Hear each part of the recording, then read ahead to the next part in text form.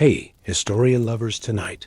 I invite you to settle in and join me for a gentle journey through time. Today, we're going to discover 15 quietly astonishing facts from the age of the plague stories you may never have heard. Each one a soft echo from the past. We'll step into silent Florentine pest houses, where monks cared for the sick with both fear and compassion. We'll meet perfumed doctors and singing nuns and uncover the strange truth behind the dancing plague. You will hear about brave rat catchers, mysterious animal survivors, and the secret diaries of those who lived through it all. We'll see how art changed, how children dreamed of miracle lands, and how entire villages rewrote their destinies after loss. Every chapter is a window into resilience, creativity, and the quiet ways people found hope. If you enjoy these gentle stories, please like, comment, and subscribe. It helps our little community grow. But most of all, I'd love to know where you're listening from. Are you in America, Europe, Asia, or somewhere else? It's a wonderful feeling, knowing we're all gathered here, sharing these moments together from every corner of the world. So, let's get cozy. Let your mind wander. And together, let's step softly into the past. Ready? Let's begin our story. Number 1. The silent symphony of pest houses. The air in Florence hung thick with the scent of rosemary and wood smoke. Even as the sun dipped below the Arno's sluggish currents, the city's stone walls, usually humming with merchants and the clatter of hooves, had grown quieter in recent weeks, as if the very cobblestones held their breath, moved through the dimly lit corridors with the quiet certainty of a man who long ago made peace with the weight of his duties. His robes, once the crisp black of a scholar, were now stained with herbal tinctures and the faint, rusty smudges of bloodletting.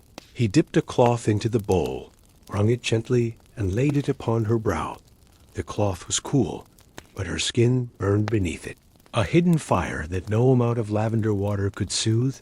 He carried a clay bowl of crushed lavender and mint, the scent sharp enough to pierce the miasma of sweat and damp wool that clung to the air. A symphony of silence, of held breaths and whispered psalms, of the creak of floorboards beneath the weight of sorrow. His name was Luca, the son of a tanner from the Oltrarno. The boy's eyes were wide and glassy, fixed on the flicker of the tallow candle near his bed. There were 15 souls here tonight, each drifting in their own fragile vessel between the world of the living and the shadowed shore beyond. Some wept quietly. Others stared at the ceiling beams as if reading messages in the grain of the wood. A few, like Sister Clara, had retreated so deeply into themselves that their bodies seemed to forget they were still tethered to this earth. In the shadow of the Agnasanti district, where the Arno curved like a sleeping serpent, stood the pest house, a long timber-framed building with narrow windows shuttered tight, its walls whitewashed to catch the moonlight like a beacon of fragile hope. The floorboards groaned under his weight, a low, mournful sound that seemed to harmonize with the wet, rattling breaths around him. "Tell me, brother," he said, his Italian thick with the dialect of the Tuscan hills. Asterisk, does the Madonna weep for us tonight? Matteo asked, lifting a cup of watered-down wine to the boy's lips. Luca sipped once, twice, then turned his head away, his throat working as if trying to swallow a stone. Its painted eyes, once bright blue, had faded to the color of a winter sky. "Tell me the songs," he said, "if you remember them." The wood was smooth where generations of hands had touched it in supplication. A woman with a bandaged hand began to hum along, her voice thin but clear. It was not a song of triumph or even hope, exactly, but something quieter, a recognition, perhaps, that even in the darkest hours, the human spirit could weave beauty from threads of pain. He dipped a quill into a pot of ink made from oak galls and rainwater, and began to scratch words onto a scrap of vellum. Then a young mother, cradling a child whose fever had broken that morning, added a soft, wordless harmony. Then, with a quiet sigh, he added, "Behold, cobbler's hands lay still now, resting on his knees like abandoned tools. They scurry in the walls, bold as ever, as if they carry some secret knowledge we cannot fathom. Perhaps they are the only ones who truly understand this place. This symphony of silence and breath and whispered song, they do not fear it. I think they simply endure. The symphony was still there. The creak of the building, the sigh of the wind through cracks in the shutters. But here, in this fragile, candlelit room, there was a different kind of life, quieter but no less real. And if he listened closely enough, perhaps he could hear the rhythm of tomorrow in it, slow and uncertain, but still beating, a life of small acts, of lavender water and hummed lullabies, of hands held in the dark when there was nothing else to offer, the damp, uneven breaths of the ill. But beneath it all, threading through the silence like a needle through cloth, was the melody Bernardo had shared, a song older than fear, older than the pest house itself, but the song lingered, soft and persistent. In the space between the candle flames, even Sister Clara, the dyer's daughter, stirred slightly, her fingers stilling their phantom plucking, as if the melody had reached her where nothing else could. There was more to say, so much more, but the words felt too heavy for the page. Instead, he set the quill aside and returned to the room. Brother Matteo, a monk of the Order of St. Lazarus. The boy Luca was mumbling now, a string of words too tangled to decipher. And Bernardo was still humming, even in sleep, his lips moving soundlessly, as if the song had taken root in his dreams. The boy Luca asks for his mother, though we know she was buried 3 days past. Bernardo the cobbler sang a song of his Maria, and the others joined, even Sister Clara, whose breath grows fainter. It is a small thing, this singing, but it feels like a thread, one that connects us all, even as the plague seeks to unravel us. He smoothed the boy's sweat-damp hair back from his forehead, noting the faint rash of blackened veins beneath the skin, a dark map of what was to come. But she stays, as we all must. Pace, Sister Clara, he murmured to a woman curled on a straw pallet, her breathing shallow as a moth's wing. My Maria, he said, referring to his late wife. She used to sing while she worked, you know. Songs so old, their words were forgotten. But the melody. The melody lived in her bones. His fingers paused their phantom stitching. I hear her still, sometimes, when the room's quiet, a fragment of a lullaby, a verse of a harvest hymn, when the physicians in their long-beaked masks swept through the streets, swinging censers of burning juniper to cleanse the corrupted air, yet offered no cure. Courage, when the dead were carted away at dawn, their stiff limbs jutting from under rough linen sheets. It was a tune Matteo had never heard before, something older than the city walls, older perhaps than the stones of the pest house itself. The notes were uneven, frayed at the edges, but there was a warmth to them, a stubborn brightness that seemed to push back the shadows, clinging to the corners of the room. He was a cobbler by trade, and even now his gnarled fingers worked at the air, as if stitching an invisible shoe. Her face, once round and flushed with the bloom of a wool dyer's daughter, had grown gaunt, the skin stretched tight over her cheekbones like parchment. She did not stir, but her fingers twitched, a small, restless motion, as if plucking invisible threads from the air. Matteo knelt beside her, his knees protesting after years of kneeling on cold chapel stones. Dio te benedica, he whispered, though whether the words were a prayer or a farewell, even he could not say. Outside, beyond the thick walls of the pest house, the world continued its uneasy dance. A dog barked in the distance, followed by the sharp cry of a night watchman. La campana non suonano più. The bells no longer ring. A lament that had become a grim chorus in the city. Inside, though, the only sounds were the soft shuffle of Matteo's sandals, the rustle of wool blankets, and the faint, wet rattle in the chests of the afflicted. It was a symphony of sorts, he thought, if one listened closely enough. Matteo moved to the next pallet, where a boy no older than 12 lay shivering. High sette, piccolo? Matteo had seen this before, the way the body seemed to fold inward, as if retreating from a world that had betrayed it. Coraggio, he said, though the word felt hollow on his tongue. Courage, when the air itself seemed poisoned. Still, he said it again, softer, Coraggio, as much for himself as for the boy. At the far end of the room, near the small altar, where a wooden Madonna kept watch, an old man named Bernardo sat propped against the wall, his back bent like a question mark. Fratello Matteo, Bernardo croaked, his voice like dry leaves skittering over stone. Vieni qui, per favor. Matteo crossed the room, stepping carefully between pallets. Bernardo's eyes were clouded with cataracts, but his gaze was steady. Matteo followed the old man's gaze to the small statue. She weeps, Matteo said, though he could not see her face clearly in the dim light. Bernardo nodded, as if this were the answer he'd expected. Matteo sat beside him, the rough wool of his robe brushing against the old man's arm. Bernardo's lips curved into a faint smile, and he began to hum a low, wavering sound, like wind through a cracked window. One by one, the other patients turned their heads toward the sound. Matteo closed his eyes, letting the sound wash over him. When he opened his eyes again, he saw that Bernardo had fallen asleep, his head lolling gently against the wall. Matteo rose, smoothing his robe, and moved to the small writing desk near the door. Today, the 17th of July, in the year of our Lord 1348, he wrote, the letters spidery in the dim light.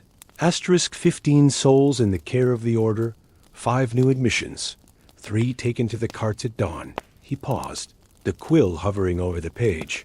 Asterisk, I wonder if the rats hear it too. The song, outside, a bell told the hour, its sound muffled by the thick walls.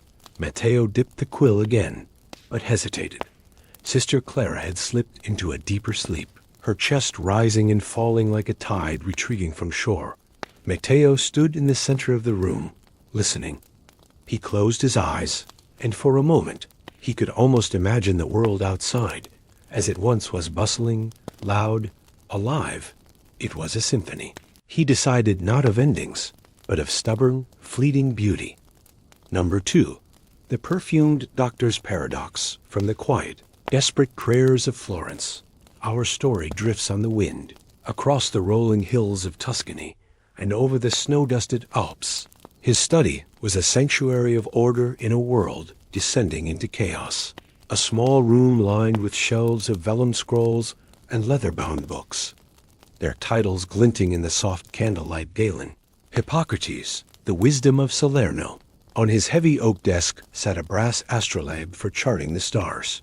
He stirred the pungent paste with a silver spoon, then began the delicate task of packing it into the beak of his mask.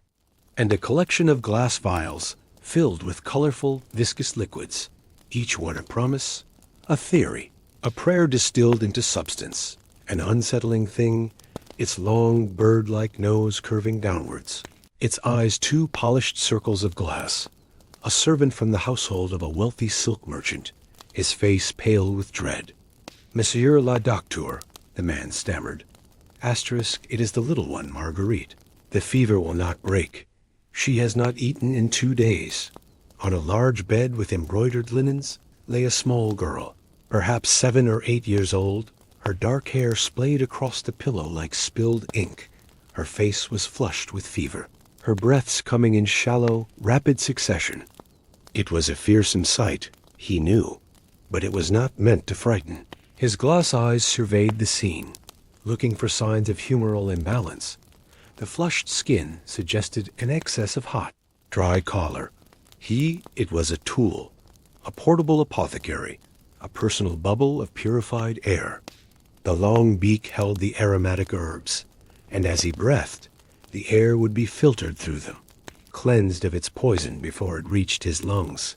But even here, the scent of fear was unmistakable, a sharp undercurrent of vinegar used to wash the floors, and the smoke from a juniper fire smoldering in the hearth. Desperate, domestic attempts to fight the same invisible enemy. To land in another city gripped by the same silent fear. The long waxed leather cloak, slick and dark, designed to repel the miasma so it could not cling to his clothes. The leather gloves, the tall boots, the wide-brimmed hat that announced his profession to the world, and finally, the mask, lowering it over his face, the world shifted, becoming a muffled, fragrant bubble. The air he breathed was now thick with rosemary and storax, the sharp tongue of the falcon's essence a constant reminder of his shield. He believed, as all learned men did, that the great pestilence was a corruption of the air, a miasma, a foul, invisible vapor that rose from stagnant water and decaying matter carried on the southern winds to poison the humors of the body. People pressed themselves against walls as he passed, mothers pulling their children away, not out of malice, but out of a deep, primal fear.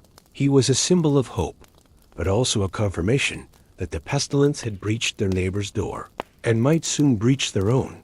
He was both savior and specter, a walking paradox cloaked in black wax. He reached for a small, corked vial containing a pale, amber liquid, a substance so precious it was measured in droplets falcon urine. It was a paradox, he knew, to use something so foul to create something so pure. But the logic, as taught by his masters in Montpellier, was sound. The falcon was a bird of the highest air, a creature of the sun, and its essence, sharp and ammoniac, was believed to possess the unique power to cut through the densest, most earthbound miasmas, to slice through the invisible fog of pestilence like a knife through silk, to fight a poison of the air. One needed a shield of purer, more potent air. Avignon, a jewel of a city on the Rhine, where the palace of the Pope stood like a fortress of faith against the sky, its immense stone walls meant to keep the world out. But some fears, it seemed, could seep through stone itself. Into the heavy stone bowl, he placed a handful of dried rosemary leaves, their scent sharp and clean, a memory of sun-baked hillsides. He added a pinch of thyme, the dusky fragrance of a summer garden, and a few resinous tears of storax, a sweet, balsamic gum brought by traders from the distant east. He crushed them together, the pestle moving in a slow, rhythmic circle, a meditation in fragrance. Here, in a narrow street smelling of baked bread and damp river reeds, lived a young physician named Jean-Paul. Jean-Paul was not a man of superstition, he told himself. He was a man of science, a student of the delicate balance of the four humors: blood, phlegm, black bile, and yellow bile. And so, his work began not with a patient, but with a mortar and pestle. This was the art of it, the careful layering of scents to create a protective barrier. But his science demanded more. He added 3 drops, the smell acrid for a moment, before it was swallowed by the sweeter herbs. Ah, the mask. It sat on a wooden stand in the corner. A strange. He donned the rest of his uniform with the same methodical care. A knock came at his door, soft and urgent. Jean-Paul gathered his things, his wooden staff in one hand, his leather bag of remedies in the other, and followed the servant through the hushed streets. The merchant's home was opulent, the floors covered in rich carpets from Persia, the walls hung with tapestries depicting hunts and pastoral scenes. The merchant, a stout man named Guillaume, wrung his hands, his expensive velvet tunic seeming to hang loose on his frame. She is in here, doctor. Jean-Paul entered the girl's room. The air was heavy, the windows sealed shut against the corrupted street air. He did not touch her, not at first. He used the end of his staff to gently lift the blanket, observing, Number 3. The dancing plague of 1125 Aachen lay nestled in the rolling hills of the Rhineland, a village of timber-framed houses and cobblestone lanes that wound like sleepy serpents toward the great cathedral, its twin spires piercing the sky like fingers of stone. In the spring of 1125, the air was thick with the scent of damp earth and blossoming apple trees on a Tuesday morning, as the villagers bustled about their chores. The miller's daughter, a girl of 16 with hair like spun gold and a laugh that could brighten the gloomiest day, began to sway as she carried a basket of grain to the baker's shop. Her eyes were wide and unfocused, her lips parted in a silent, breathless smile, as if she were listening to music only she could hear. "Asterisk?" he asked, his voice gentle, yet edged with urgency. She spun faster and faster, her skirt flaring like a crimson flower, until she stumbled, collapsing into a heap in the dust. "She's been bewitched." The villagers gathered around her, murmuring in concern. But when they reached out to help her up, she sprang to her feet again, her movements now frantic, wild, as if some unseen force had seized hold of her limbs. At first, it seemed like nothing, a momentary lapse. Perhaps a girl lost in a daydream. The dancers paid him no heed, their eyes fixed on some distant, invisible point, as if they were following a procession. Only they could see the villagers, who are still untouched, huddled together in their homes, their doors bolted, their candles burning late into the night. Some whispered of curses, of ancient grudges between families, of the wrath of a god they had somehow offended. But Father Alaric, ever the scholar, found himself thinking of other possibilities. The strange weather that had plagued the spring, the heavy rains that had flooded the fields, the mold that had crept into the grain stores. The world spun, and for a moment he feared he would never stop. "I do not know," he admitted, his voice raw. "But it is over now, I think." But then, as suddenly as it had begun, the compulsion lifted the dancers around him, slowed their movements, growing sluggish their eyes, clearing as if waking from a long. The villagers spoke of it in hushed tones, as if afraid to summon it back. Father Alaric spent long hours in the church, kneeling before the altar, his prayers more fervent than ever. But his faith had been shaken, not destroyed. He had seen something inexplicable, something that defied the neat categories of sin and salvation, and it had left him humbled. But the terrible urgency was gone, replaced by a profound, bone-deep weariness. But in this case, I pray that the truth remains buried in the past, a cautionary tale whispered by the wind, lest it ever return to haunt us. Asterisk. He dipped his quill into a pot of ink and began to record the events, his script careful, deliberate, as if committing the words to parchment could somehow make sense of the madness. In the quiet of the night, he could almost hear the faint, echoing rhythm of the dance, a ghostly melody that would forever haunt the edges of his memory.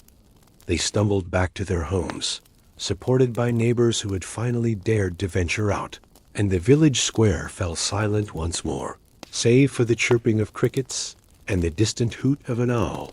4 souls were seized by an uncontrollable urge to dance, their bodies moving without rest or reason for 3 days and nights.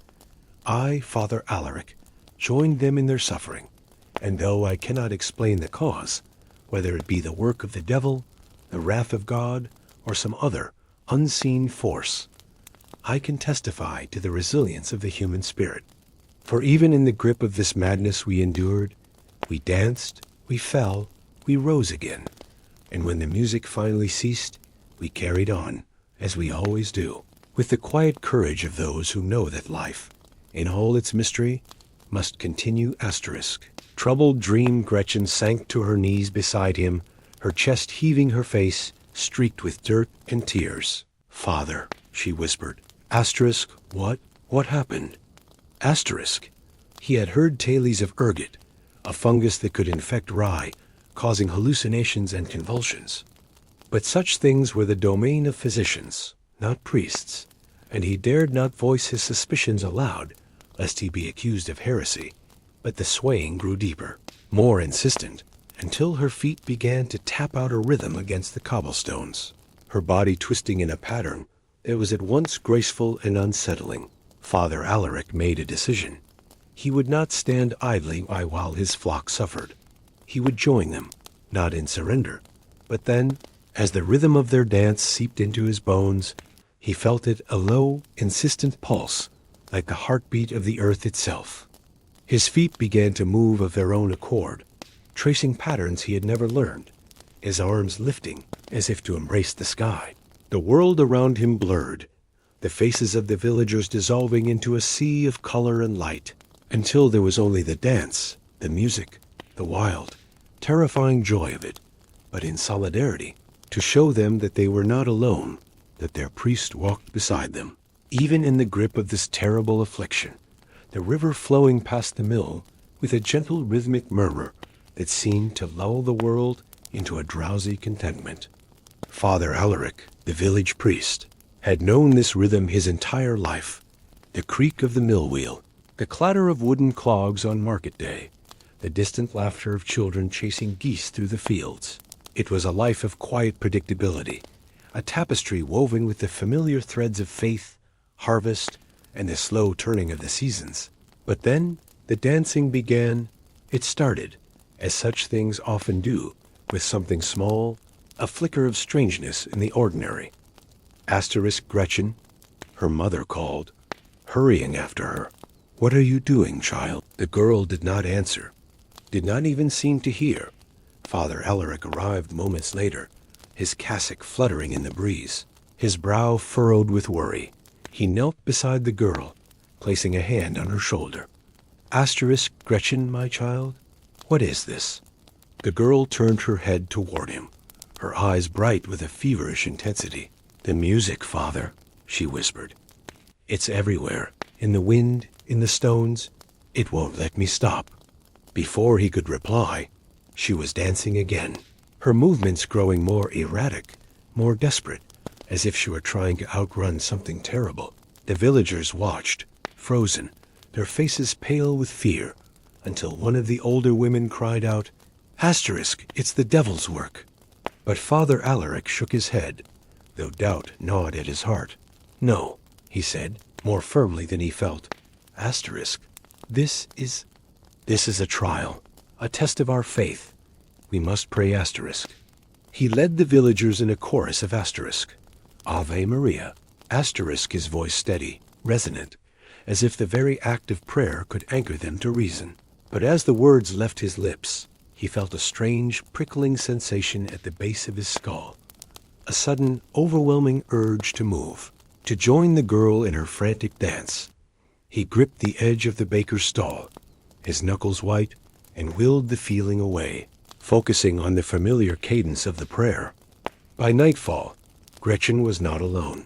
3 more villagers, a blacksmith's apprentice, a widow who tended the church gardens, and a shepherd boy barely old enough to tend his flock, had succumbed to the same compulsion. They danced in the village square, their bodies moving in eerie unison, their feet striking the cobblestones in a relentless, hypnotic beat. The air thrummed with the sound of their exertion-ragged breaths, the slap of leather soles, the occasional gasp of pain as a dancer stumbled and fell, only to rise again moments later. Father Alaric watched from the steps of the church, his heart heavy. He had tried everything, exorcisms, blessings, even dousing the dancers with holy water, but nothing seemed to break the spell. As the moon rose, full and silver, the dancing grew wilder, more frenetic. On the 3rd day, as the dancers stumbled and swayed under the relentless sun, their faces gaunt with exhaustion, he stepped into the square, his movements stiff at first, his body resisting the compulsion that had taken hold of the others. He danced for hours until his legs buckled beneath him and he collapsed onto the cool, damp grass.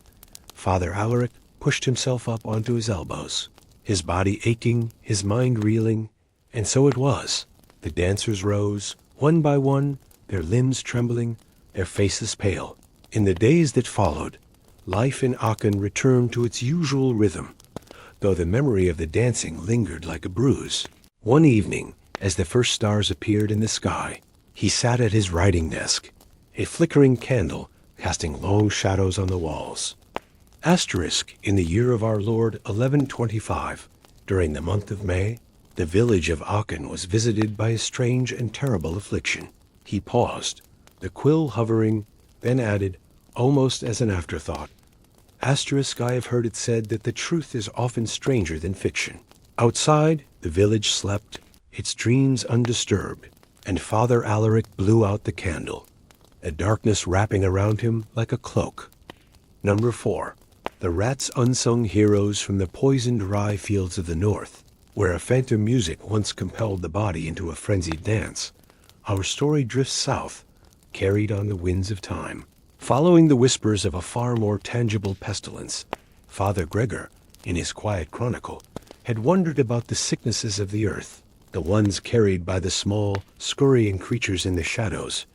And it is into those very shadows we must now go. Its harbor a forest of masts from ships that tasted the waters of Alexandria and Constantinople. The air here was a complex tapestry of scents, the sharp brine of the sea, the sweetness of spilled wine on the docks. His eyes, the color of the murky Ligurian sea, missed nothing, and terrible sickness in the east, a sickness that left entire towns silent. The whispers soon became a murmur of fear that snaked through the city. And then, the fear was given a face. The city council offered a bounty for every rat tail brought to them, and the war on rats began in earnest. Men and boys who had never before ventured into the dark corners of the city now set traps, laid poison, and hunted the creatures with a desperate fervor. The sickness spread faster, its hunger seeming to grow with every rat that was killed. It made no sense. If the rats were the sole cause, their destruction should have brought relief, not an acceleration of the tragedy. But he had never seen them like this, so numerous, so agitated, as if they too were fleeing some unseen terror. He thought of the bounty hunters, proudly displaying the tails of the rats they had killed, leaving the flea-infested bodies to lie in the alleys and cellars. With every dead rat, 1,000 tiny, hungry poisons were released into the world, seeking new homes in the hem of a passing cloak, the fur of a stray dog, or the warm skin of a sleeping human. He watched as they dispersed, a living dust cloud seeking a new host, a new source of warmth and blood. The alleys echoed with the snap of iron jaws and the triumphant shouts of the amateur hunters. A sailor, then a dock worker, then a baker's wife, all struck down by a fever that burned like hellfire, followed by the agonizing appearance of the dark, swollen buboes, the grim tokens of the plague. He knew the city's hidden pathways, the secret highways that ran behind the fine tapestries of the wealthy. The brown rats, tougher and more aggressive, were driving the black rats out, killing them, taking their burrows. And these new kings of the underworld, they kept their distance. They were creatures of the deep, wet earth, not the warm, dry rafters of a human home. Piro, holding his cap in his hands, spoke in his simple, direct way. "Signore, it is not the rat alone," he said. "These new rats, in their brutal conquest, were creating a buffer. They were pushing the primary carriers of the plague's true messengers, the fleas, further away from humanity. It was not a cure, it was not a victory, but it was a small, almost imperceptible lessening of the assault, a slow retreat of the enemy's front lines that no one else could see." He continued his work, a silent observer of two plagues, the loud, frantic one that claimed the people, and the quiet, creeping one that was changing the very nature of the shadows. He was the sole witness to the rats' unwitting, unsung heroism, and he knew that when the city finally found its breath again, when the artists and the nuns began to process their grief, they would create stories of saints and miracles. They would sing songs of sorrow and resilience, but no one would ever sing a song for the slow, bloody victory of the brown rat. "The physicians say it is the miasma, the foul air," the clerk said dismissively, waving a scented handkerchief before his nose. Its partial, long-term salvation was coming from a brutish, unwelcome invader that was winning a war no human knew was being fought. "And the rats are foul creatures that thrive in it. Bring us more tales, Retaro. That is your duty," his voice low. "It is the polci, the little jumpers it carries." But as he continued his work, another slower, more subtle observation began to take shape. He noticed a change in the rats themselves. But now he was finding more and more of a different kind, a larger, more aggressive creature with a blunter nose and a fiercer disposition. A newcomer that preferred to live in the sewers and the deepest cellars, the brown rat. When the rat dies, they seek a new home. We are spilling them into the streets. The learned physicians, in their strange, ineffective masks, spoke of corrupted air, of an imbalance of the humors. But the common folk, in their terror, sought a more tangible villain, a visible enemy they could fight, and their eyes fell upon the rats. He continued his own work, his methods unchanged. His knowledge of the rat's ways far deeper than that of the bounty seekers. But as the weeks turned into a month, and the death carts became a more common sight than merchants' wagons, he noticed something deeply unsettling, a paradox that chilled him more than any ghost story. He had gone to clear his traps and found a large black rat, not caught in the iron teeth, but lying dead on the stone floor, its body still warm. As he reached for it, he saw them, a frantic, teeming cloud of them, tiny black specks leaping from the cooling fur, a desperate, almost invisible exodus, the fleas. And beneath the cracked flagstones of the poor, a kingdom of shadows he alone was chartered to police. His work was a constant, patient war, fought with scraps of cheese, cunningly wrought iron traps, and a deep, instinctual understanding of his foe. He did not hate the rats. He respected them. They were clever, resilient, and in their own way, as much a part of Genoa as the Doge himself, the exotic dust of pepper and cloves from the spice markets. And beneath it all, the ever-present, damp, earthy smell of the city's ancient stone foundations. We arrive in Genoa, the proud port city known as La Superba, the superb one, a vertical cascade of pastel houses clinging to the hillsides. In this world of powerful merchants and grand ambitions, lived a man named Piero, a man whose kingdom was the inverse of theirs. His domain was not the sunlit piazza, but the dark alley, not the grand palazzo, but the cramped cellar, not the open sea, but the hidden sewers. Piero was a rataro, a rat catcher, a profession as old as the city itself, and one viewed with a mixture of necessity and disdain. Piero was a man carved from the city's own stone, weathered and quiet, with hands as tough and calloused as old leather. Then the whispers began, coming off the black-hulled trading galleys that docked in the harbor, tales of a swift panic, cold and sharp, gripped Genoa. Suddenly Piero's humble, thankless job became a holy crusade. Piero watched this new, frantic war with a quiet unease. The piles of rat carcasses grew higher. The city was paying out a fortune in bounties. Yet the plague only tightened its grip. It was in a damp cellar beneath a wool merchant's shop that Piero's quiet observation blossomed into a terrifying theory. He froze his hand, hovering in the air. He had always known rats carried fleas. It was a simple fact of his trade. That night, he could not sleep. The image of the leaping fleas was burned into his mind. They were fighting the wrong enemy. Or rather, they were fighting only the ship, not its deadly passengers. He tried to explain it once to a minor city clerk, a man with a perpetually worried face, who was tasked with counting the rat tails. The clerk had stared at him as if he were mad, a rat catcher trying to lecture the city on the nature of the pestilence. Piero said no more. He returned to his silent kingdom, his knowledge a heavy, solitary burden. For as long as he could remember, the dominant creature of his trade had been the black rat, Rattus rattus, a nimble climber that lived in the attics and walls of homes, nesting in the thatch of roofs, living in intimate, dangerous proximity to people. A slow, silent, and bloody war was being waged in the city's shadows, a war for territory between two species of rat, and the newcomer was winning. And in this slow, unseen ecological shift, Piero saw a strange and terrible kind of hope, an unsung heroism.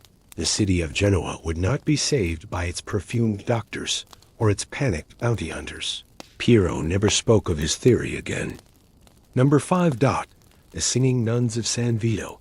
From the silent, unseen war in the shadows of Genoa, where the fate of the city was decided by creatures no one praised our story, now glides eastward across the water to a city built upon the waves themselves, a place where grief was not a silent creeping thing, but something that could be heard in the sigh of the wind through its narrow alleyways, and in the mournful slap of water against stone.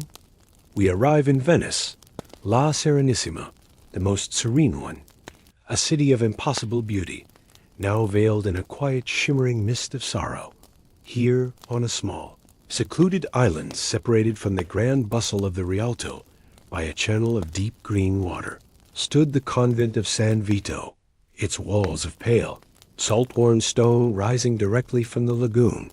It was a place of quiet contemplation, a sanctuary where the hours were marked not by the commerce of the world, and they would sing the familiar Latin words of comfort. Requiem aeternam dona eis Domini. Grant them eternal rest, O Lord. The moonlight streamed through the high, narrow windows, casting pale rectangles on the stone floor like sunken graves. She did not sing the written chants. Instead, she let out a low humming sound, single and low. Beatrice looked up, her eyes red-rimmed, and after a moment, she began to hum along. Her voice a fragile, trembling harmony that wrapped itself around Caterina's like ivy around a calm. It was a collective act of creation, a tapestry woven from shared threads of memory. Another sister, Maria, who had a deep, resonant alto voice, added a bass line that felt like the slow, steady pull of the tide. An older nun, Francesca, who remembered folk lullabies from her childhood before she took the veil. You will write this down, every note, every harmony. This is our story, and it must not be lost to the water. In the convent's small scriptorium, a room that smelled of aging paper and gum arabic, she prepared a sheet of fine calfskin, scraping it smooth with a curved blade. She drew the four-lined staves with a ruler and a stylus, creating the scaffold for their music, suggested a turn of phrase, a melodic shape that felt as old as the Venetian islands themselves. She wrote not with the quick, cursive hand of a merchant, but with the patient, deliberate script of a scholar. It was more than transcription. It was an act of preservation, an act of defiance against the plague's power to erase. She was taking their fleeting, ephemeral grief, the very breath of their lament, and giving it a permanent body, a life on the page that would outlast them all. Instead, they sang their own, the lament of San Vito. Their voices, now confident and united, filled the small chapel.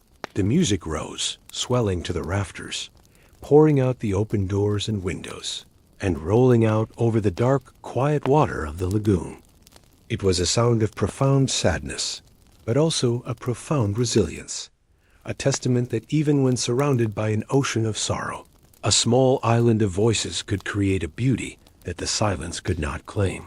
The singing nuns had found a way to chart their own path through the darkness, their melody a single steady candle against the night. Each note, each neum, was painted with a tiny brush, a square or a diamond shape that indicated not just the pitch, but the very soul of the note, whether it should be sung with strength, with a light touch, or with a sorrowful waver. Mournful note that seemed to rise from the very depths of her being. A drone that sounded like the foghorn of a lost ship, but the words felt like a language that could no longer describe the shape of their loss.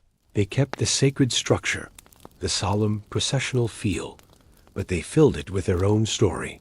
There were passages where the sopranos soared in a cry that was both pain and release, and long meditative stretches where the altos held a single, unwavering note, a foundation of shared strength.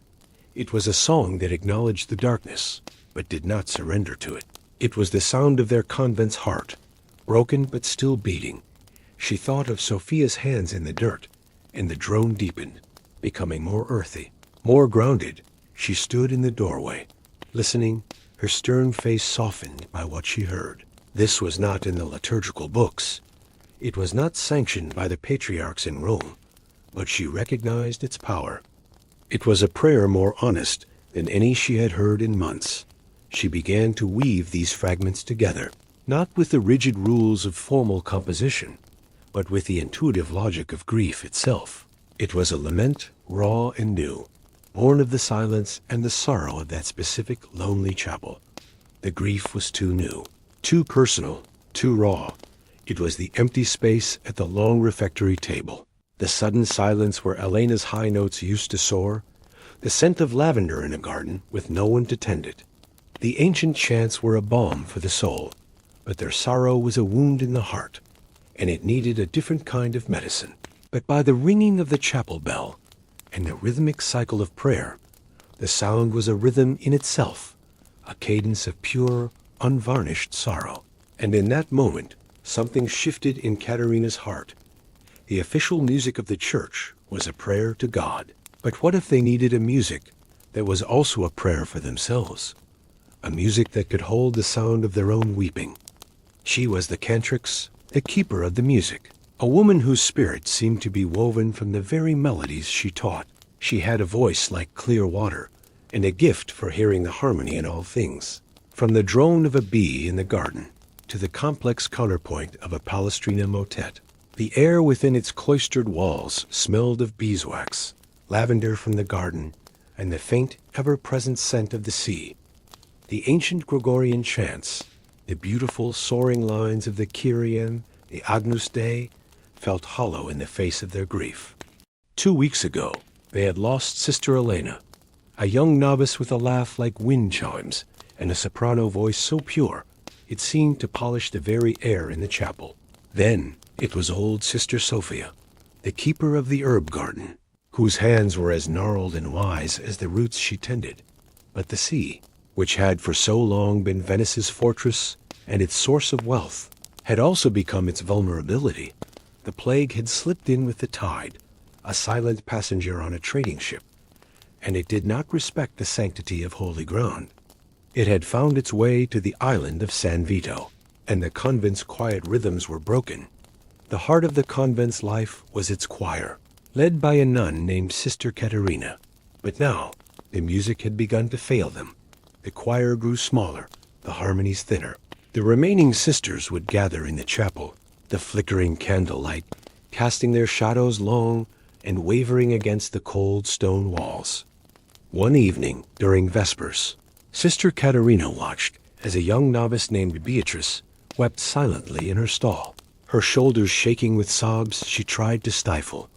Later that night, long after the other sisters were asleep, Katerina remained in the chapel, a single candle burning beside her.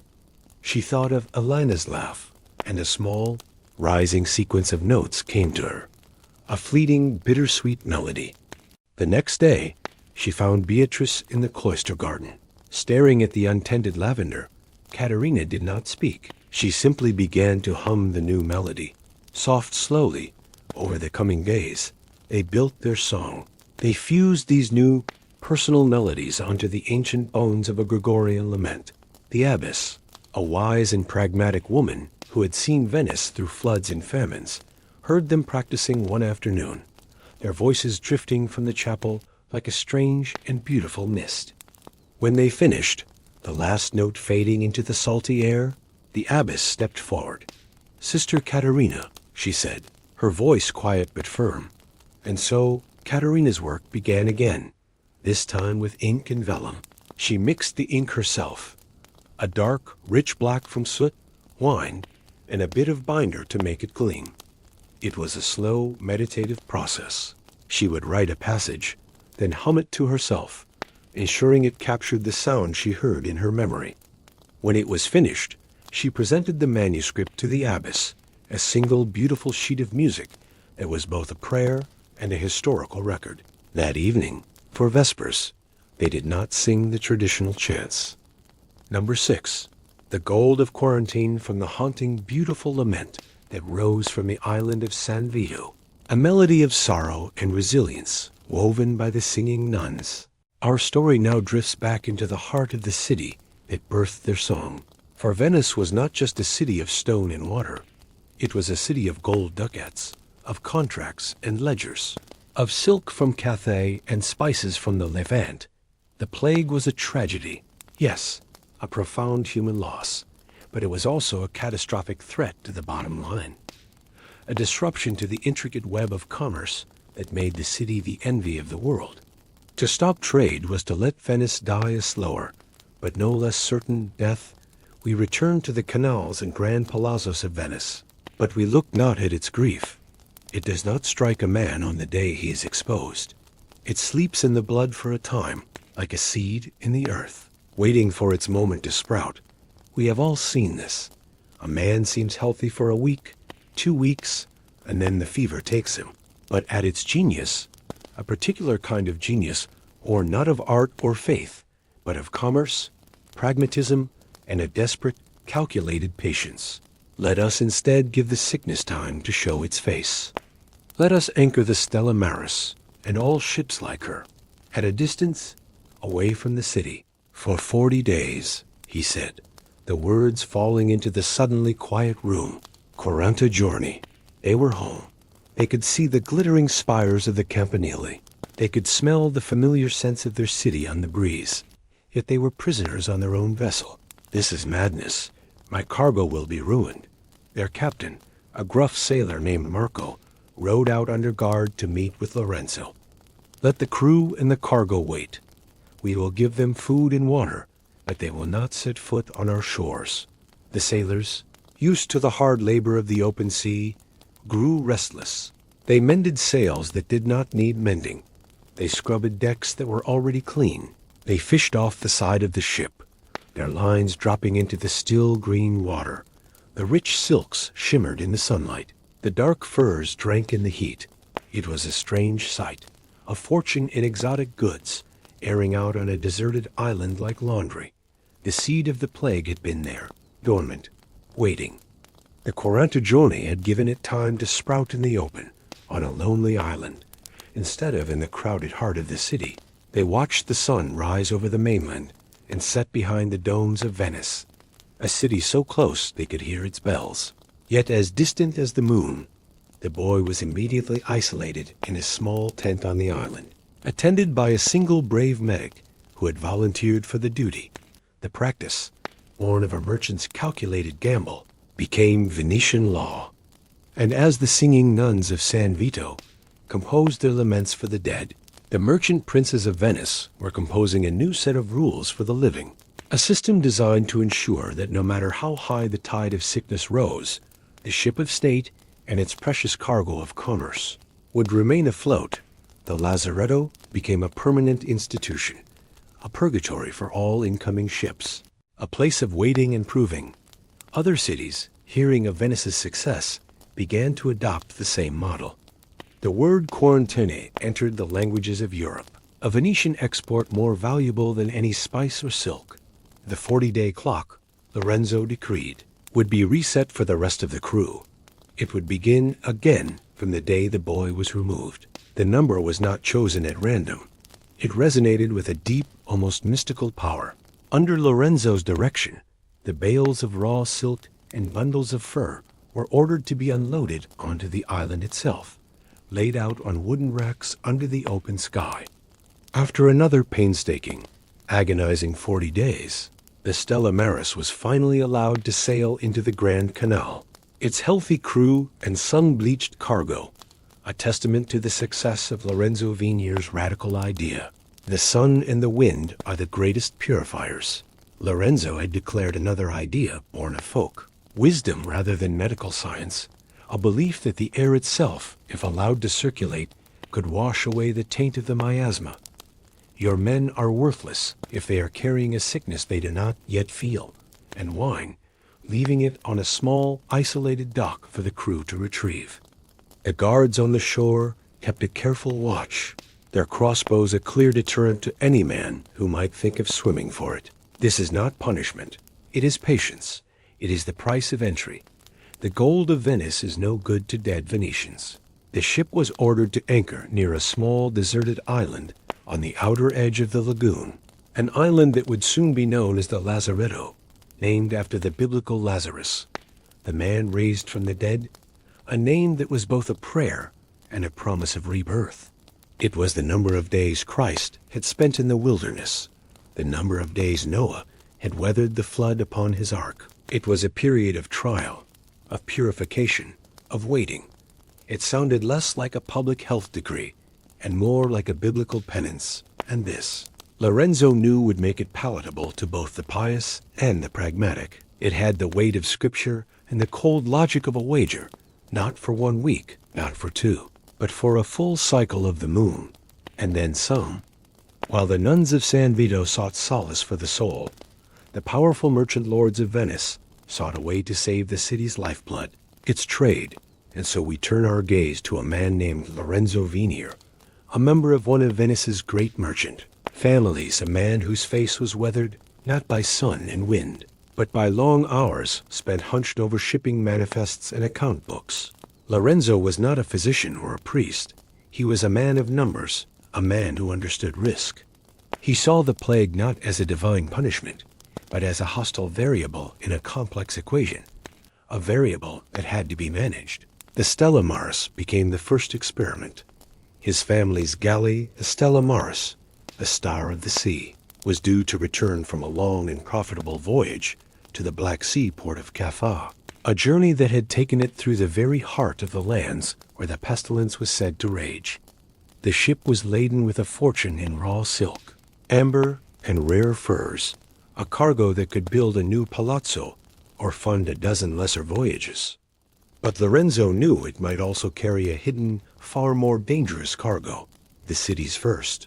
Panicked reaction had been to simply turn ships away, to refuse entry to any vessel coming from an infected port. But this was a clumsy, brutal solution, like amputating a limb to cure a fever. It was costing the city dearly. Fortunes were being lost, and tensions were rising among the merchant class. Lorenzo, in a meeting of the city's Council of Ten, a body that held the true power in the Republic, argued for a different approach, a middle way between reckless openness and ruinous closure. The sickness has a season, he argued, his voice calm and steady, unlike the panicked shouts of some of his colleagues. He leaned forward, his hands flat on the great oak table. So let us not turn away our ships, an old skeptical senator scoffed. For how long, Vanier? How long do you propose we let your fortune rot in the sun while the city starves for trade? Lorenzo met his gaze, his eyes as cool and gray as the lagoon in winter. 40 days. And so, the idea was born, not in a hospital or a university, but in a council chamber of merchants, driven by the desire to protect their investments. When the great galley appeared on the horizon, its striped sail a familiar sight, it was met not with celebratory gondolas, but with a small pilot boat carrying the new decree. For the crew of the Stella Maris, it was a bewildering and frustrating ordeal. 40 days, Marco bellowed, his voice raw with indignation. My men are healthy, Lorenzo. We lost 2 to a fever near Crete, but the rest are strong as bulls. Lorenzo stood on the dock, his face impassive. Your cargo is worthless if it brings a new wave of death into the city, Marco. And so, the long wait began. Every day, a boat would bring fresh water, bread. The days on the Stella Maris stretched into a long, monotonous blur. Meanwhile, the cargo was also subjected to its own purification. The crew worked under guard, moving the precious goods from the ship's hold into the open. The 40 days crept by with excruciating slowness. On the 38th day, a young cabin boy on the Stella Maris developed a fever. Panic rippled through the crew, but Lorenzo's system held. It was a cruel blow, but it proved the wisdom of the system. The boy, sadly, did not survive, but no one else on the crew fell ill. The gold of quarantine was not the ducats earned from the silk and furs. It was the lives that were saved, the economic collapse that was averted. It was a system forged not from compassion, but from pragmatism, not from medical brilliance, but from a merchant's deep understanding of risk and reward. Number 7. The Ink and the Plague Doctors. The city of Marseille, in the year 1720, was a labyrinth of shadows and whispers, its cobblestones slick with rain and the faint, sour residue of fear. The air hung heavy with the scent of burning herbs, juniper, rosemary, and mara feudal incense meant to ward off the unseen enemy that prowled the alleyways. The plague had come, as it so often did, on the breath of trade winds carried in the holds of ships from the east. And now it devoured the city, leaving behind only silence and the stench of decay. In this crucible of despair, the plague doctors moved like specters, their figures shrouded in long, waxed robes of black, their faces obscured by beaked masks that resembled the heads of strange avian creatures. The masks were stuffed with aromatic herbs, a desperate barrier against the miasma believed to carry the sickness. The girl whispered, her voice trembling, "Wake up, Mamang, please." Asterisk, she asked, her voice gentle, muffled by the mask. and their eyes, visible behind round glass lenses, held a detached, clinical gaze that seemed to see beyond the mortal realm. "But I will stay with you for a little while, asterisk." She carried a leather satchel filled with medicines, purgatives, emetics, and the occasional vial of mercury, though she knew their efficacy was as fleeting as the morning mist. When the girl's tears finally subsided into exhausted silence, Ilara helped her to her feet. "Come," she said, "there is a place where you will be safe, at least for now." Her true tools were her eyes and her ears, her mind constantly sifting through symptoms, searching for patterns in the chaos. On the fourth night, as the moon hung low, Bastian's fever broke, and he awoke, his eyes clear for the first time. Asterisk, you stayed, asterisk. He rasped, his voice barely a whisper. Tending to the sick, her ink pen scratching tirelessly in her journal, by the flickering light of a candle, she recorded everything: the progression of symptoms, the fleeting moments of recovery, the patterns of contagion, her handwriting, a spidery, urgent scrawl. Their presence brought a grim reassurance that someone, at least, was fighting the invisible enemy, yet their masks and robes inspired superstitious dread. They were burning the belongings of the dead: clothes, furniture, even books, in a futile attempt to purify the air. Asterisk, burn the witches too, one man shouted, pointing at Ilara. "They're in league with the devil, I tell you." Asterisk, children would flee at their approach, and even the bravest adults would cross themselves muttering prayers. Against evil, Ilara bore this burden silently, her only solace the act of writing, of preserving the stories of those she could not save. Among them was Dr. Ilara Voss, a woman of sharp intellect and quiet resolve, her mask adorned with delicate carvings of ivy, a small, defiant act of beauty in a world stripped of it. Her journals, now filled with the raw, unvarnished truth of the plague, became a valuable resource for future generations of physicians, though she herself would never know it. The lanterns of the lazaretto still glowed faintly on the horizon, a testament to the resilience of the human spirit. The plague doctor's masks would become symbols of terror in the centuries to come, but for those who had known them, not as specters, but as flesh and blood, their legacy was written not in fear, but in the quiet, enduring power of compassion, preserved forever in the ink of their devotion. She reached into her satchel and withdrew her journal, its pages heavy with ink and memory, and whispered a promise to the wind. "You will not be forgotten," she said. "None of you." She had no desire for fame or recognition. Her reward was the simple, profound act of bearing witness, of ensuring that the stories of the forgotten were not lost to time. Soft, ragged sobs, muffled as if the grief itself were ashamed to be heard. But before the mob could move, a voice cut through the din. Asterisk, leave her be. Asterisk, you call her a witch? Then I say, we need more witches like her. She followed the sound to a narrow alley, where she found a young girl, no more than 10, crouched beside a body wrapped in a stained sheet.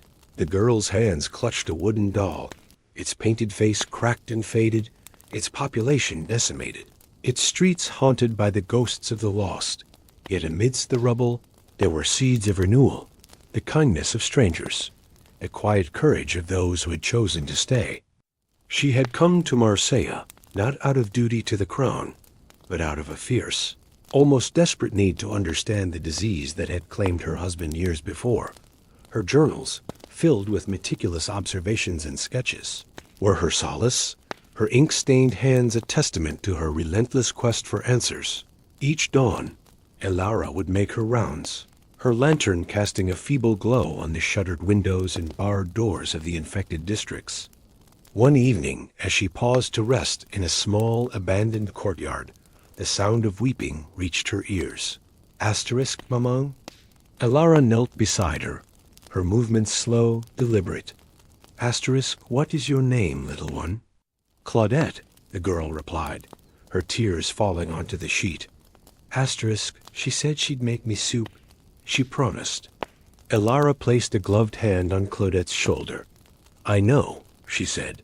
I know it hurts. They sat together in the gathering dusk, the only sounds Claudette's quiet sobs, and the distant tolling of the plague bell. Lara did not offer empty platitudes.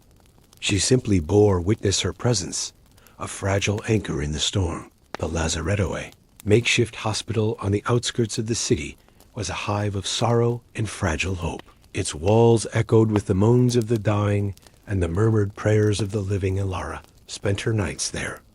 One patient, a sailor named Bastin, had been brought in delirious with fever, his skin mottled with dark, bruise-like spots. Lara had nursed him for days, applying cool cloths to his brow, forcing sips of water past his cracked lips. Lara adjusted his pillow, her movements gentle. "Someone had to," she replied, her tone matter-of-fact, though her heart swelled with quiet triumph. Bastin reached out, his hand trembling, and touched the beak of her mask. "You're no angel of death," he said, a faint smile touching his lips. "You're an angel of stubbornness." The plague doctors of Marseille were both revered and reviled. One rainy afternoon, as she made her way through the city's deserted market square, she encountered a group of men gathered around a bonfire, their faces twisted with anger and fear. Lara froze, her hand instinctively tightening around her satchel. A woman emerged from the crowd, her face gaunt but resolute. "She saved my sister's life," she said, stepping forward. She stayed with her when we were too afraid to come near. The mob fell silent, their anger deflating like a punctured bladder, and one by one they turned away, leaving Lara alone with the woman. "Thank you," Lara said, her voice thick with emotion. The woman shrugged. "It was the truth," she replied. "Besides, someone has to speak for the ones who can't." When the plague finally began to ebb, its fury spent, Marseille was a city forever changed. Lara remained in Marseille for a time, helping to rebuild what she could. On her final night in the city, she stood on the deck of a ship bound for Venice, her gaze fixed on the receding silhouette of Marseille. As the ship sailed into the dawn, Lara closed her eyes, the scent of the sea and the memory of the city mingling in her mind. Number 8. The Children's Crusade and the Plague. From the ink-darkened workshops of Paris, where an artist wrestled with the terrifying symbols of the plague, our story now turns back the clock once more to a time before the Black.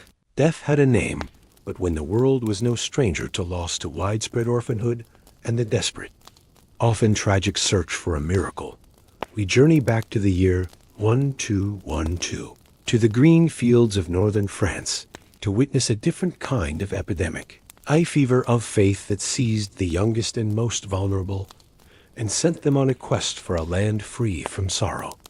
This is the story of the Children's Crusade, a tale often told as a strange and singular madness, but one that finds its roots in the deep soil of a society already scarred by waves of sickness, famine, and the constant, draining call for men to fight and die in faraway holy lands. It was a world full of empty chairs at the dinner table, of fields left untended, of children who had never known a father's embrace, children raised on stories of saints and miracles, because miracles were, so often, all they had left to hope for. Our witness to this story is a man named Brother Thomas, a monk from the Abbey of St. Denis, a man who was more a historian than a theologian. His hands were more comfortable holding a quill than a crucifix, his mind more at home in the quiet, dusty archives of the abbey than in the pulpit. He had been sent by his abbot to observe, to record, to try and make sense of the strange phenomenon that was sweeping through the countryside like a summer wildfire, and a voice that, when he spoke, held the strange, unwavering certainty of a prophet. He claimed to have been visited by Jesus in a dream, who had given him a letter for the French king. He spoke with a young girl named Isabel, perhaps 10 years old, with hair the color of straw and eyes that seemed too old for her face. She was holding the hand of her younger brother, a small, silent boy with a persistent cough. But the message had morphed, had grown in the telling, becoming a divine mission. Stephen now preached that the innocence of children was a weapon more powerful than any sword, that their purity alone could succeed where the great armies of knights and kings had failed. They were the forgotten ones, the surplus population of a society that was itself stretched to its limits. They had been left behind by a world of grown-ups, and so they had created their own, a world that ran on faith and dreams, a world with a child king who promised a miracle.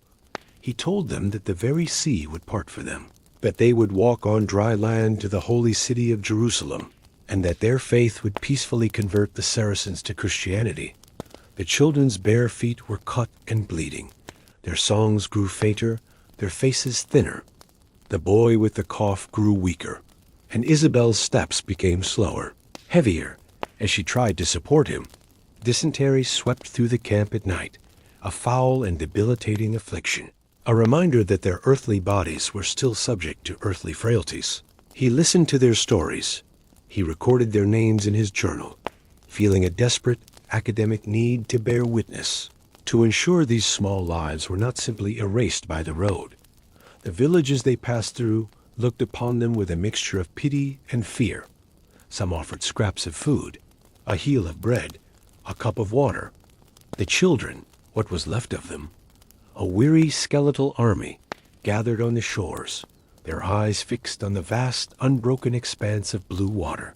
They need food, shelter. They cannot reach Jerusalem on faith alone. God gave us reason as well as faith. It slapped against the shore with the same steady, relentless rhythm it always had.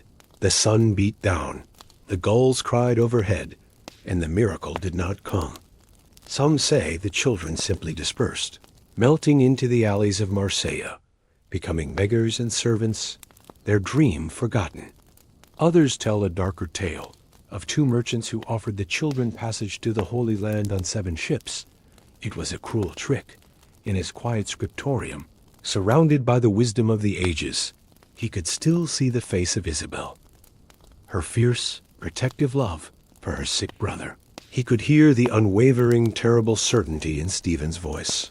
He understood now that great plagues are not only fought by doctors with strange masks or merchants with clever rules. Sometimes they are fought by children with wooden crosses, marching toward a phantom paradise. Their desperate, tragic journey a testament to the enduring human need to believe that somewhere, just over the horizon, there is a land where the sickness cannot reach. The children who boarded those ships were not taken to Jerusalem, but to the slave markets of North Africa, their innocent crusade ending in bondage. Perhaps it is time to use it to lead them home. But others, fearing this ragged, hungry horde, barred their gates and watched them pass in stony silence. The hope that had carried these children for hundreds of miles evaporated under the Mediterranean sun, leaving behind a silence more profound than any he had ever known. The crusade was over, its dream broken on the shores of an uncooperative ocean. He wrote of the children not as fools, but as victims, victims of a world that had failed them, a world where the promise of a distant, magical cure was more compelling than the grim reality of their lives. Their faces caught in that awkward space between childhood and adulthood, down to toddlers who could barely walk, carried on the hips of their older siblings. They carried no weapons, no armor, only crude wooden crosses fashioned from twigs, tied together with twine and the occasional tattered banner bearing a crudely painted lamb or a dove. He found them just outside a small village near Chartres, a river of children flowing across the landscape. There were thousands of them, a moving tide of small bodies, their faces smudged with dirt, their clothes little more than rags. They ranged in age from teenagers. At their head walked a shepherd boy named Stephen of Cloyes, a youth of no more than 12, with intense, burning eyes. He found him one evening, standing on a small hillock, gazing at the sunset, his small frame silhouetted against the orange sky. It was a beautiful, impossible dream, and for these children, many of whom had nothing else, it was everything. "My mother and father died in the winter sickness," she said, her voice a simple statement of fact. "The priest said they were in heaven, a land with no sickness and no hunger. Your faith is weak. It is corrupted by the world. You see only the mud and the sickness. I see the hand of God at work. He is testing us, forging us in the fire of hardship. When we reach the sea, you will see, the weak will have been purged, and the truly faithful will be rewarded. The sea will part, and all of this suffering will have been for a holy purpose. And he saw the true engine of this crusade. It was not a lust for glory or conquest. It was a deep, profound yearning for a cure, a desperate flight from a world that had offered them only loss. The plague they were fleeing was not just one of the body. It was a plague of grief, of hopelessness, a plague of empty bellies and cold hearths. Stephen says we are walking to God's kingdom on earth. He says Jerusalem is a place where no one is ever cold, and the bread is sweet. I am taking my brother there to make him well. Brother Thomas walked alongside the procession for a time, his monk's robes setting him apart from the ragged throng. "Why are you here, child?" Brother Thomas asked gently. Isabel looked up at him, her gaze direct, unflinching.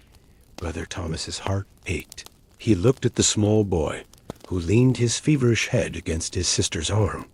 He saw it everywhere he looked, children who had been orphaned by sickness, or by fathers who had marched off on an earlier adult crusade and never returned. As the days turned into weeks, the initial feverish optimism began to fray at the edges. The long miles of walking took their toll. Sickness, the very thing they were trying to outrun, became their constant companion. Brother Thomas did what he could. He used the simple herbal knowledge he possessed to soothe fevers, to bind wounds. He tried to reason with Stephen, the shepherd boy prophet.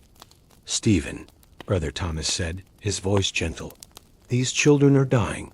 Stephen turned to him, his eyes blazing with a fire that seemed to consume him from within. "You are like the others, brother," he said, his voice ringing with a chilling certainty. There was no arguing with such faith. It was a fortress with no doors. They finally reached the city of Marseille, the great port on the Mediterranean coast, a chaotic, teeming jumble of sailors, merchants, and mercenaries. They waited, they prayed, they sang their thin, reedy hymns. Stephen stood at the water's edge, his arms outstretched, calling upon God to perform his promised miracle. But the sea, indifferent to their faith, did not part. The crushing weight of that disappointment was a sight Brother Thomas would never forget. What happened next is a story muddled by time and legend. Brother Thomas, in his chronicle, recorded both versions, unable to know the full truth. He returned to his abbey, a man forever changed. Number 9. The plague's gift to medicine from the tragic, dusty roads of France, where a crusade of children marched toward a phantom cure in a faraway paradise. Our story takes a quiet turn. It leaves the grand, desperate gestures of faith and enters the humble, fragrant world of a kitchen, for it is often in the smallest, most overlooked spaces that the most practical seeds of wisdom are sown. Here, in a tall, timber-framed house in the shadow of the great St.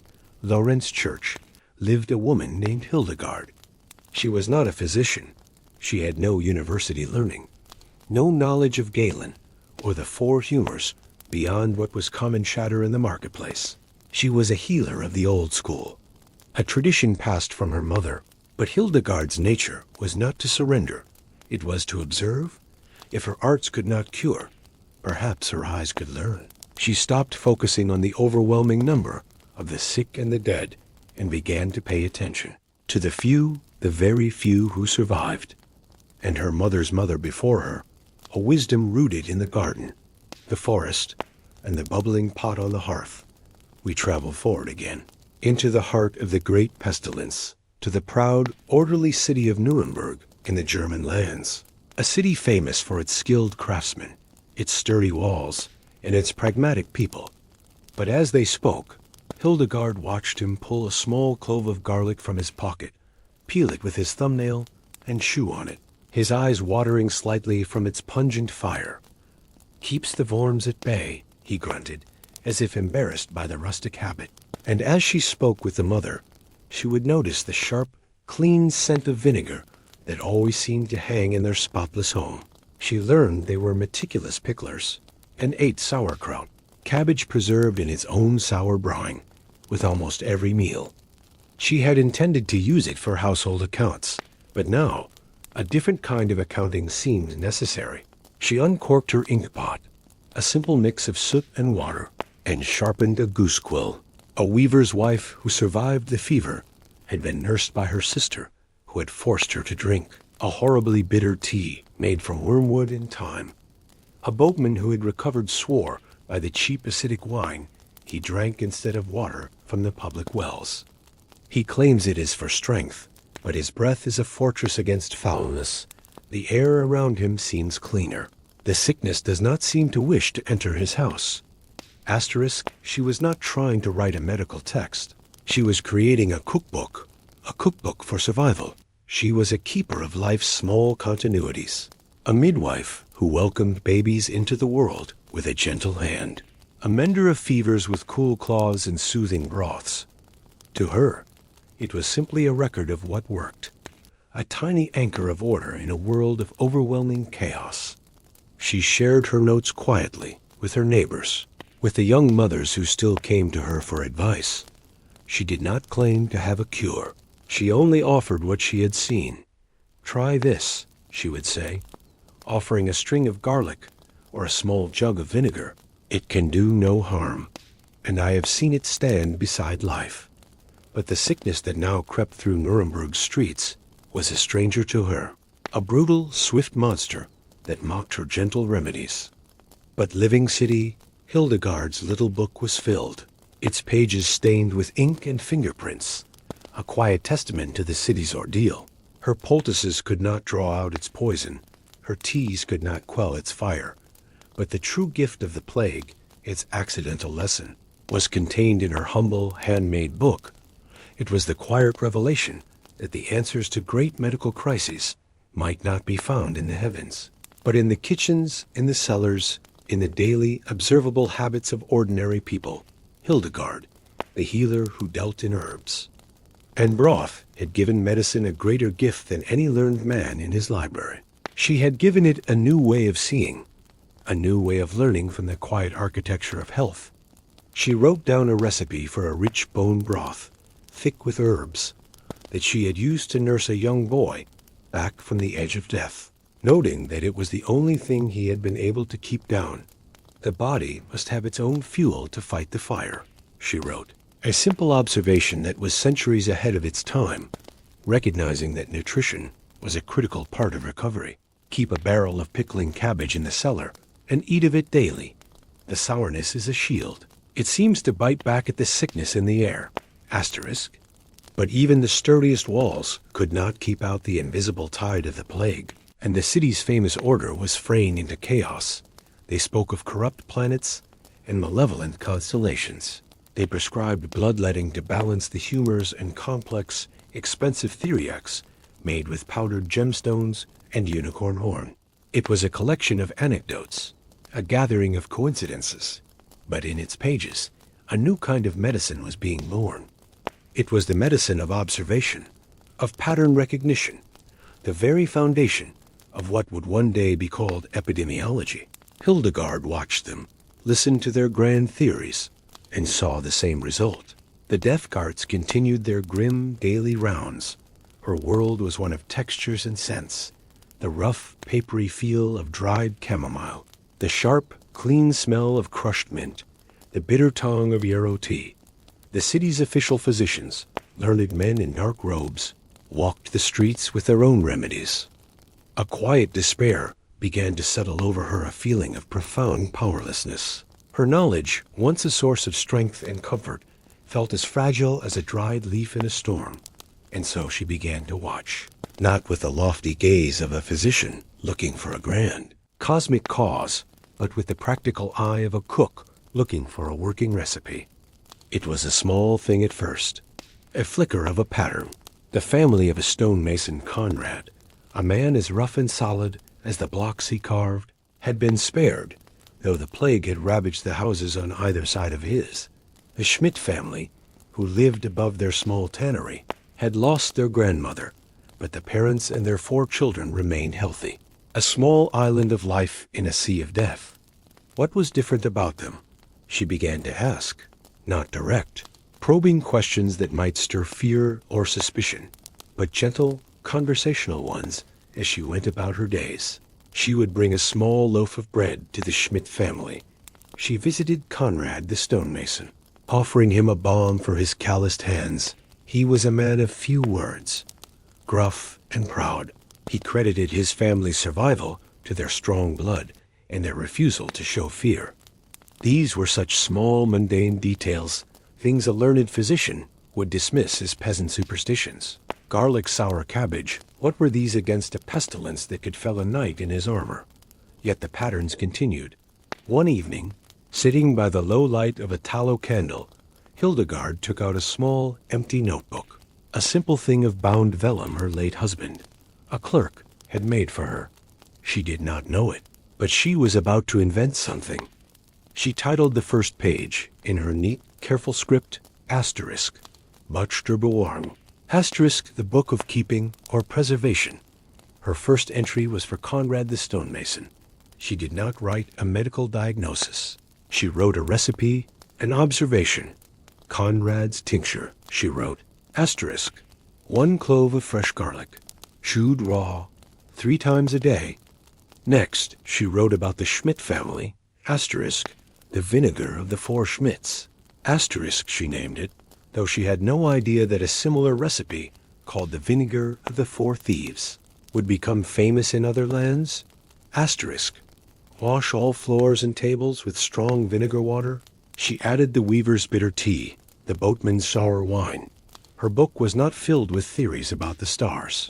It was filled with the humble, earthy wisdom of the survivors. Hildegard did not think of it in such grand terms. The plague eventually receded from Nuremberg, as all tides do, leaving behind a scarred, grieving. She never received any official credit. The histories would remember the names of the kings, the bishops, and the university physicians who wrote their elaborate, incorrect treatises. Number 10. The myth of the plague saints, from the quiet kitchen in Nuremberg, where Hildegard carefully recorded her observations in ink and practical wisdom. Our story now travels south again, across the Alps, down into the warm, sun-drenched lands of southern France. But where Hildegard had found her answers in garlic and vinegar, in the humble, earthly remedies of survivors, the people we encounter now sought their salvation in a different realm altogether. They looked not to the kitchen, but to heaven, not to what they could observe, but to what they could believe. We arrive in the ancient city of Montpellier, a place of learning, home to one of Europe's most renowned schools of medicine. Born to wealth and privilege in this very city, he had given away his inheritance upon his parents' death and set out as a beggar to tend to the plague-stricken across Europe. They told of his stigmata, the holy wounds that appeared on his thigh, marking him as chosen by God. They described his death as a martyrdom, struck down not by the plague, but by the very people he had come to save, who mistook him for a spy and threw him into prison. He had spent weeks in the university's archives, poring over chronicles, church records, tax rolls, anything that might shed light on the true life of Rock.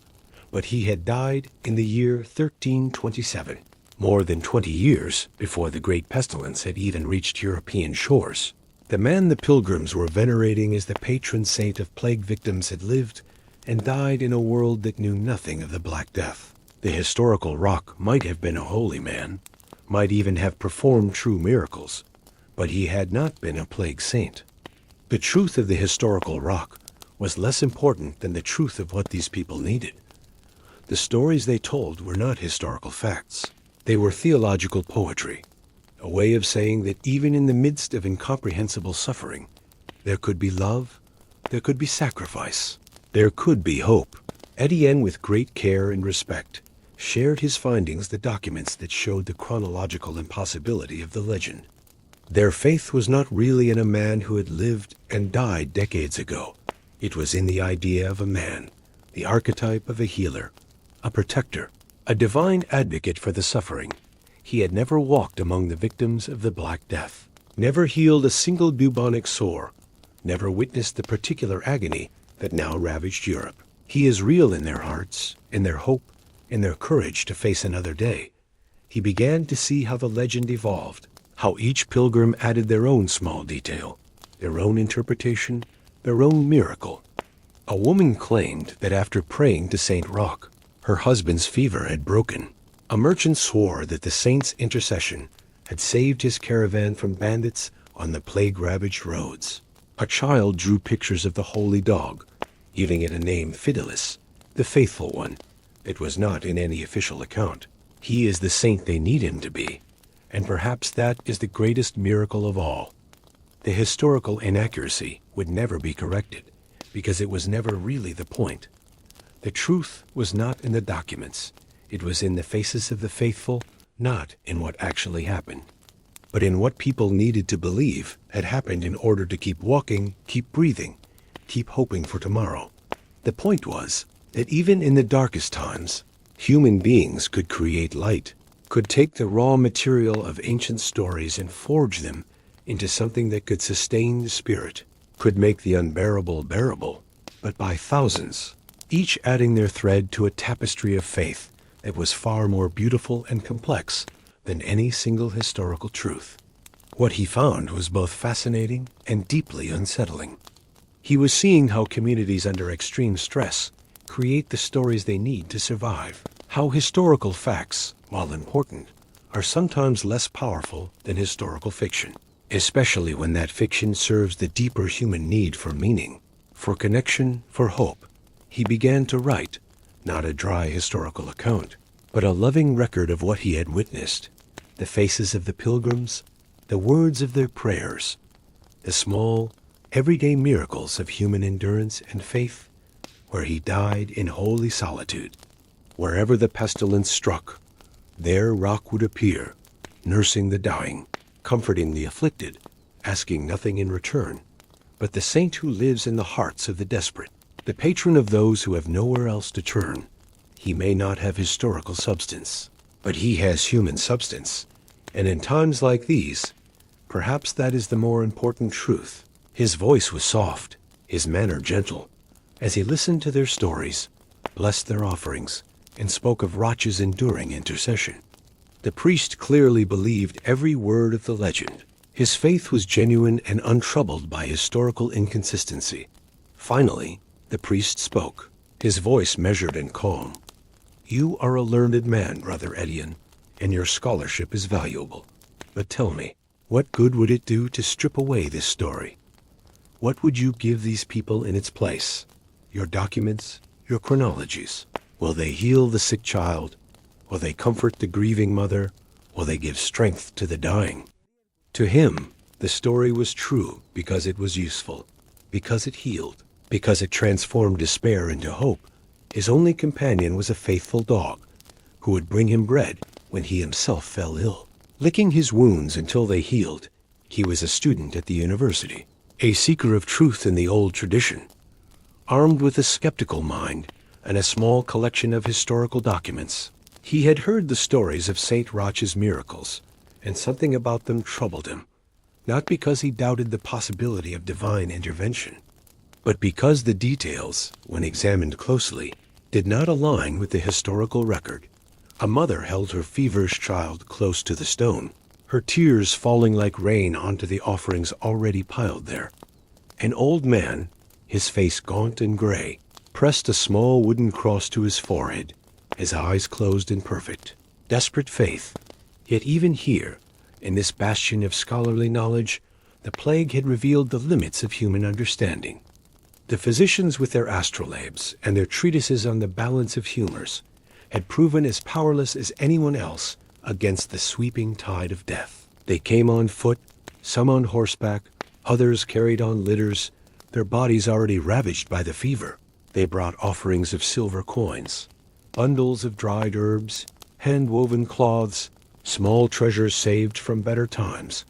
All of this they laid at the feet of a simple stone tomb, plain and unadorned, that held the remains of a man they believed could intercede with God on their behalf.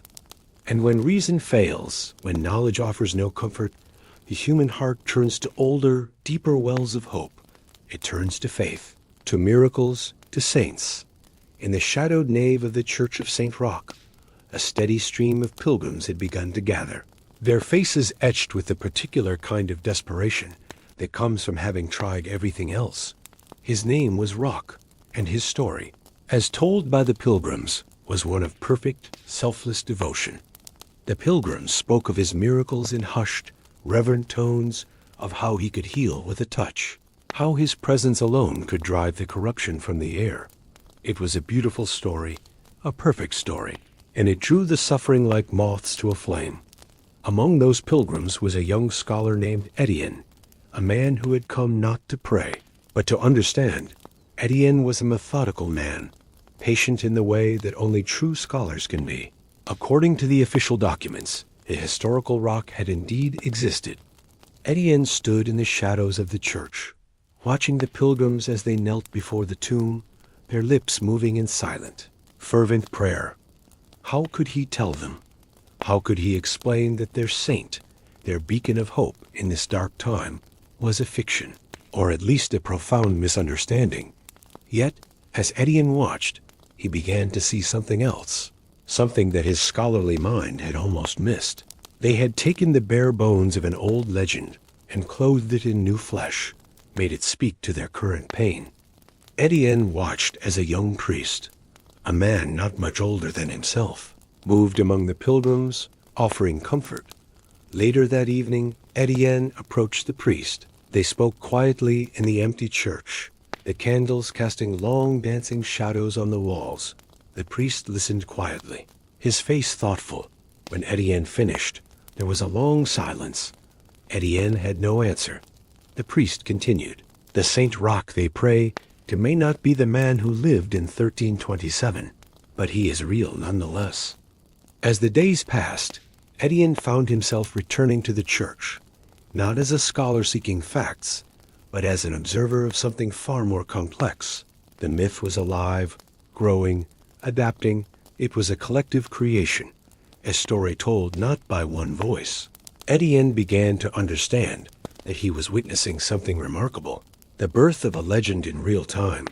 He made his own small contribution to the story, not as a scholar who debunked myths, but as a chronicler who preserved them. In his journal, he wrote, "Today I met Saint Roch, not the man who died in 1327. The plague would eventually pass, but the legend of Saint Roch would endure. It would spread across Europe, be carved in stone, painted in frescoes, sung in hymns." Etienne had come to Montpellier seeking truth, and he had found it, just not in the form he had expected. Number 11. The Secret Diaries of Survivors. In the quiet aftermath of the storm, where the air still carries the faint earthy smell of rebuilt hearths and the first tentative blossoms of spring, our story finds shelter in the hands of a stranger, a person whose name history has forgotten, but whose words continue to whisper through the pages of time. The walls were lined with bolts of fabric, deep greens, muted reds, the soft grays of storm clouds, and the air always smelled of pine resin and dye. And when we wove, asterisk a title she borrowed from an old ballad her mother used to sing, it left behind a village halved, the living now too numerous among the graves. I trade a scarf of emerald wool to the smith for a pot of clean water. The well near the churchyard remains poisoned, asterisk, but soon blossomed into something richer, more urgent, as if the very act of writing were a defiance of the silence the plague had left in its wake. Her daughter, Beth, insists the sickness has left us, but I see the carts still come for bones at midnight. Beth claims she hears the dead singing under their sheets. But the small, stubborn acts of continuity had kept a village from unraveling entirely. Margaret wrote of the nights she and Thomas listened to the wind through the gaps in their shattered window panes, of how they learned to bake bread without yeast, and the miller and even old Mr. Finch, whose leg was broken in the fire of '61. We watched from the doorsteps, most of us, too wary still to join. August 3rd, asterisk, the moon is a silver scar tonight. Today I gave them a scrap of bread, then another, and now they follow me like dogs. Thomas says they are souls, waiting. However tentative, October 15th, asterisk, the first robin of winter alights on the sill. Its chest is fiery red, a badge of courage. Thomas and I walked to the hill this morning, where the ground falls away to the valley below, whose own family had roots in Ayam. The journal lay wrapped in a tattered piece of the very scarf Margaret had traded for clean water, its ink faded, but legible. The crows long since faded from legend to bone to the way communities stitched themselves back, together with words, rituals, and a stubborn unspoken promise to outlive their ghosts. From there, we could see smoke rising from 4 chimneys. Not 2 weeks ago, there were 8. Creating a narrative of hope from the fragments of a broken world, because even in the dark, the act of writing is itself a kind of light. And words, who ensure that even in the face of overwhelming sorrow, the world's quiet, persistent beauty, the bloom of lilacs in spring, the red chest of a robin, the sound of children laughing over a pail of dark, alive water, is never completely lost. Still, the smoke rises. I say they are just crows, hungry after summer. We agree to disagree. We buried 3 this week, all from the Carter clan. Left now only young Will, who turns 9 in days. The children threw lavender into the graves, though we have no lavender here, not since the fields burned. Will asked where it came from. I told him the winds brought it from a land where flowers do not die. He believes me. He must. The pump creaked when they tested it, a sound like a groan, but then the water spilled out, dark and cold and alive. Mr. Finch's boy, Jamie, dove for the first pail, splashed his face like a baptism. We laughed then, a sound we had nearly forgotten, sharp and unexpected as bell rings. Using the wild flower of dandelion roots, of the day, a stray cat, bony and wild-eyed, joined them at the table and ate its fill for the first time in months, as if the world, slow and reluctant, was healing in increments. I tell her it is just the wind in the chimney, and we both know I lie. But Margaret had survived, as had her son, Thomas, a boy of 12, whose hair had turned silver gray with the weight of watching too much light disappear. An oak sapling, really, no taller than Thomas. But Beth Alderton's boy carved angel from last year's kindling, painted it with leftover dye from my bolt of crimson. We hung it on the door with ribbon made from grave shroud linen. Thread by thread, this is how we begin. Thomas found one near Granddad's grave, crushed it in his hands to catch the last breath of their scent before winter returns. We ate salted pork for supper. It was tough, but the flavor of rosemary kept it from being sad. Of how Ayam's survivors began to weave their shattered lives back together, not with silk or gold, but with shared labor and unspoken understandings. She wrote of the day a group of men repaired the village pump, not out of necessity. The wells were still tainted, but because leaving their houses even for an hour felt like a defiance of the loneliness that threatened to swallow them whole. She wrote for him. She said, so he might one day understand that even in the darkest weave, there is a pattern. The pages were filled with entries written in a neat, practiced hand, ink that ranged from the rich brown of aged ale to the faded sepia of forgotten dreams. A dry, rattling sound that clings to the back of my throat like a curse. I burned a bowl of garlic and juniper in the hearth, a remedy Gran taught me. It smells like Christmas, even though it is not the season. He sleeps now, and his fever has not broken, but his hands. They grip mine as if I might float away. Margaret wrote not just to record events, but to stitch together the ragged edges of her world, one thread of ink at a time, a scent that seemed to promise durability, as if cloth could be made to outlast time itself.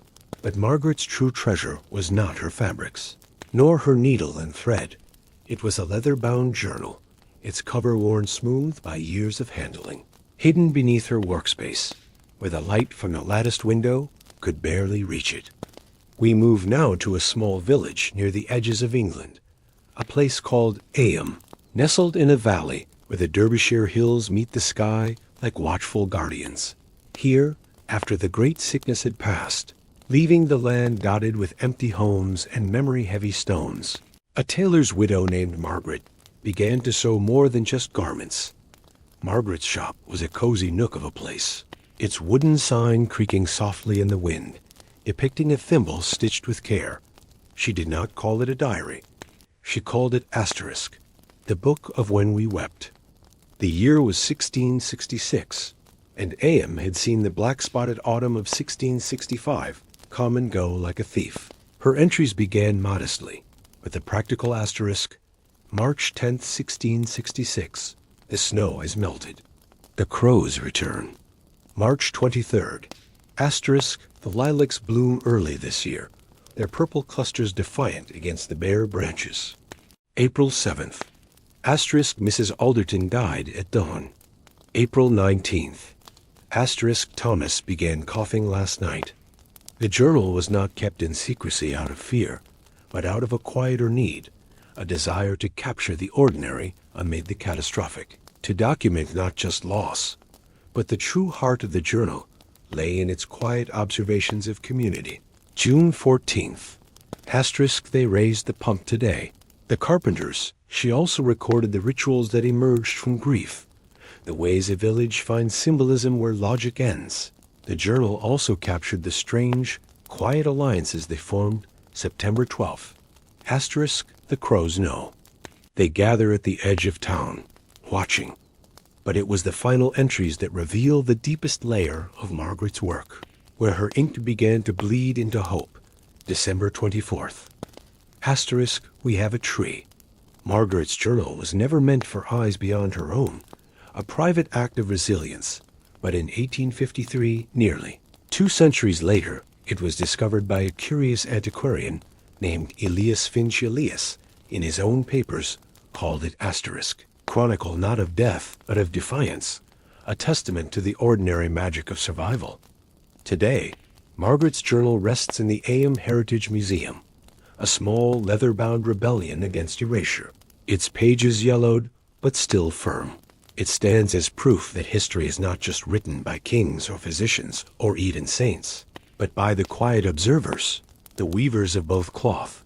And as you close your own eyes, and the fire in the hearth dies to ash, remember that somewhere in some quiet room, a survivor's pen is still scratching across paper.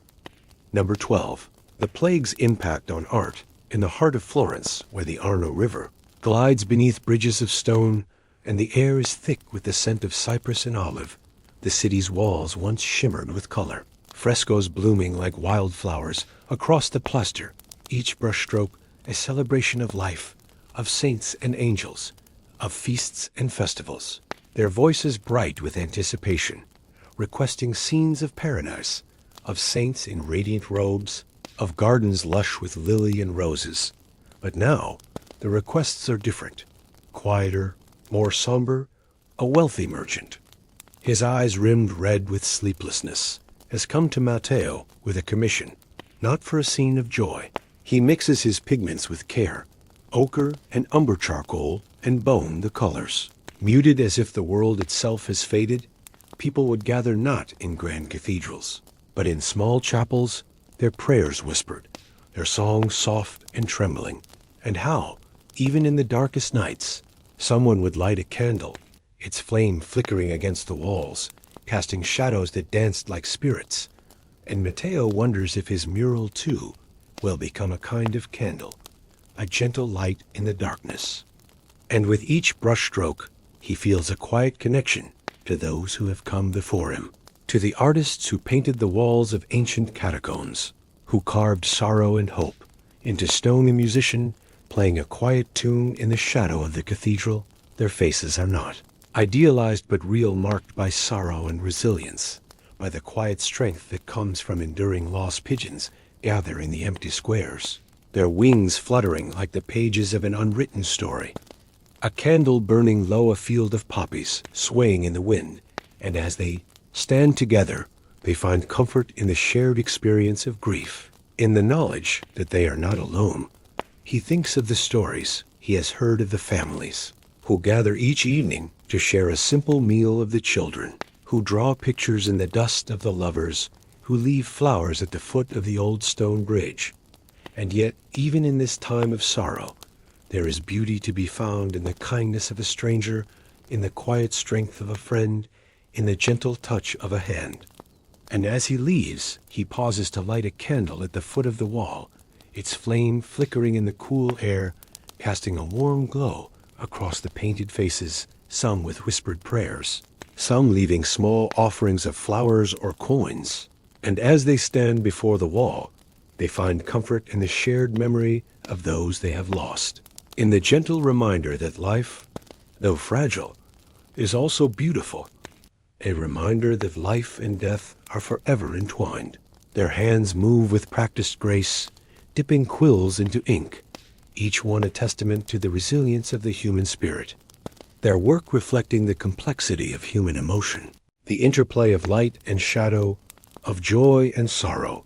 And as they paint, they find solace in the act of creation, in the knowledge that their art will outlast the darkness, its walls adorned with images of hope and loss, of sorrow and resilience, a testament to the enduring power of art. And as the sun sets over the rooftops, casting long shadows across the cobblestones, the city breathes a gentle sigh, its heart beating softly beneath the painted stones. Some are grand and sweeping, filled with angels and saints. Others are small and intimate, a single figure kneeling in prayer. But their stories will remain, whispered in the quiet corners of the city, remembered in the songs of the nuns, in the prayers of the faithful, in the laughter of children who play beneath the painted walls, a mother holding her child, a candle burning in the darkness, and together they form a tapestry of hope and remembrance, a visual record of a city that has endured, but on the very soul of the city, shaping its art, its music, its stories. And as the years pass, the people of Florence learn to find beauty in the midst of sorrow, to honor the past while looking toward the future, and to remember that, even in the darkest times, there is always a place for hope, for kindness, and for the gentle light of creation, tracing letters that speak of hope and sorrow, of faith and fear. And as they work, they share stories of sisters lost, of prayers answered and unanswered, of dreams that linger like the scent of lavender in the air.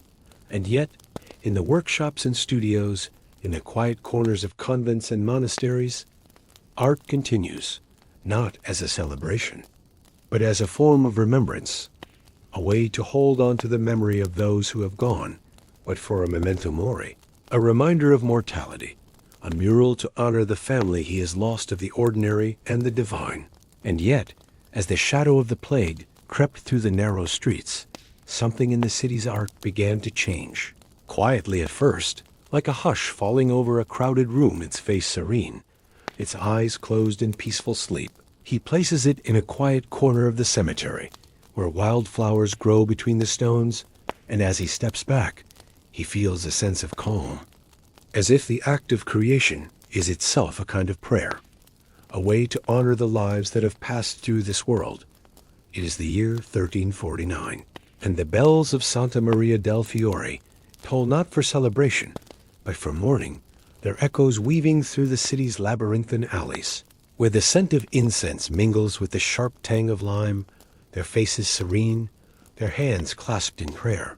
Above them, a single angel, neither smiling nor weeping, hovers with outstretched wings, and at their feet, a scattering of wilted flowers, petals curling inward like the closing of an eye, used to cleanse the air and the stones. And in a small studio, tucked behind a crumbling archway, outside, the streets are quieter than he remembers. The laughter of children replaced by the soft shuffle of feet, the distant wail of a mother, the low chant of monks carrying candles through the dusk. And yet, within this silence, there is a strange kind of beauty, a gentleness that settles over the city like a veil. A painter named Matteo sits before a wall of fresh plaster, his hands trembling as he grinds black pigment into a bowl, the powder swirling like storm clouds in water. Matteo remembers a time when his work was filled with laughter, when patrons would gather in his studio. The merchant's voice is soft, almost apologetic, as he describes his vision, a procession of figures, some cloaked in black, others in white, all walking toward a distant horizon. Matteo listens, his heart heavy, and as he sketches the first lines onto the wall, he feels the weight of the city's grief pressing down upon him.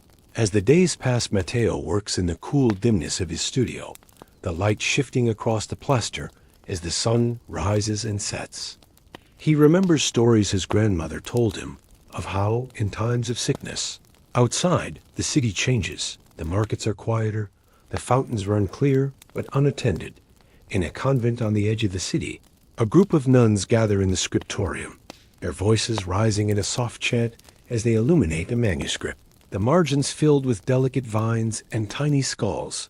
Elsewhere, a sculptor carves a small figure from marble. The city's artists begin to paint not only the saints and angels of old, but also the ordinary people they see each day. A baker with flour on his hands, a mother cradling her child. In the great halls of the palazzi, patrons gather to view these new works, their voices hushed, their eyes lingering on the details. A single tear on a painted cheek. Matteo's mural grows day by day. The figures, taking shape beneath his careful hand, he paints the folds of their robes with gentle strokes, the shadows deep and soft, the light falling across their faces like a blessing. And as he works, he remembers a night when the city was filled with music, when lanterns floated on the river and laughter echoed through the streets, and he wonders if those days will return, if the city will one day be filled with color and song once more. As the mural nears completion, Matteo steps back to admire his work. The procession of figures moving slowly across the wall, their faces calm, their eyes lifted toward the horizon. Above them, the angels' wings shimmer with a faint glow, a reminder that even in the darkest times, there is light to be found. And at their feet, the wilted flowers begin to bloom, their petals opening to the morning sun. The merchant returns to see the finished mural, his eyes filling with tears. As he gazes at the scene, he thanks Matteo with a quiet word, his voice trembling. Word of Matteo's mural spreads through the city, and soon others come to see it, some in silence. In the months that follow, more murals appear across Florence. The city's artists begin to experiment with new forms and techniques. Inspired by the changing world around them, they use darker colors, softer lines, more naturalistic figures. In the years to come, these murals will fade, their colors softened by time and weather. And so, the city of Florence, once vibrant and full of life, becomes a place of quiet beauty. In this way, the plague leaves its mark not only on the bodies of the living. Number 13. The role of animals in plague spread in the city of Constantinople, where the Bosphorus shimmers beneath the morning sun and the call of gulls drifts over tiled rooftops. The world feels both ancient and ever-changing, the city's heart beating with the footsteps of merchants, the laughter of children, and the soft padding of animals weaving through the crowds. Here, in the winding alleys and bustling markets, the story of the plague is not only a human tale, but one shared with creatures great and small. It is the spring of 1348, and the city is restless, the air thick with rumors and the scent of spices.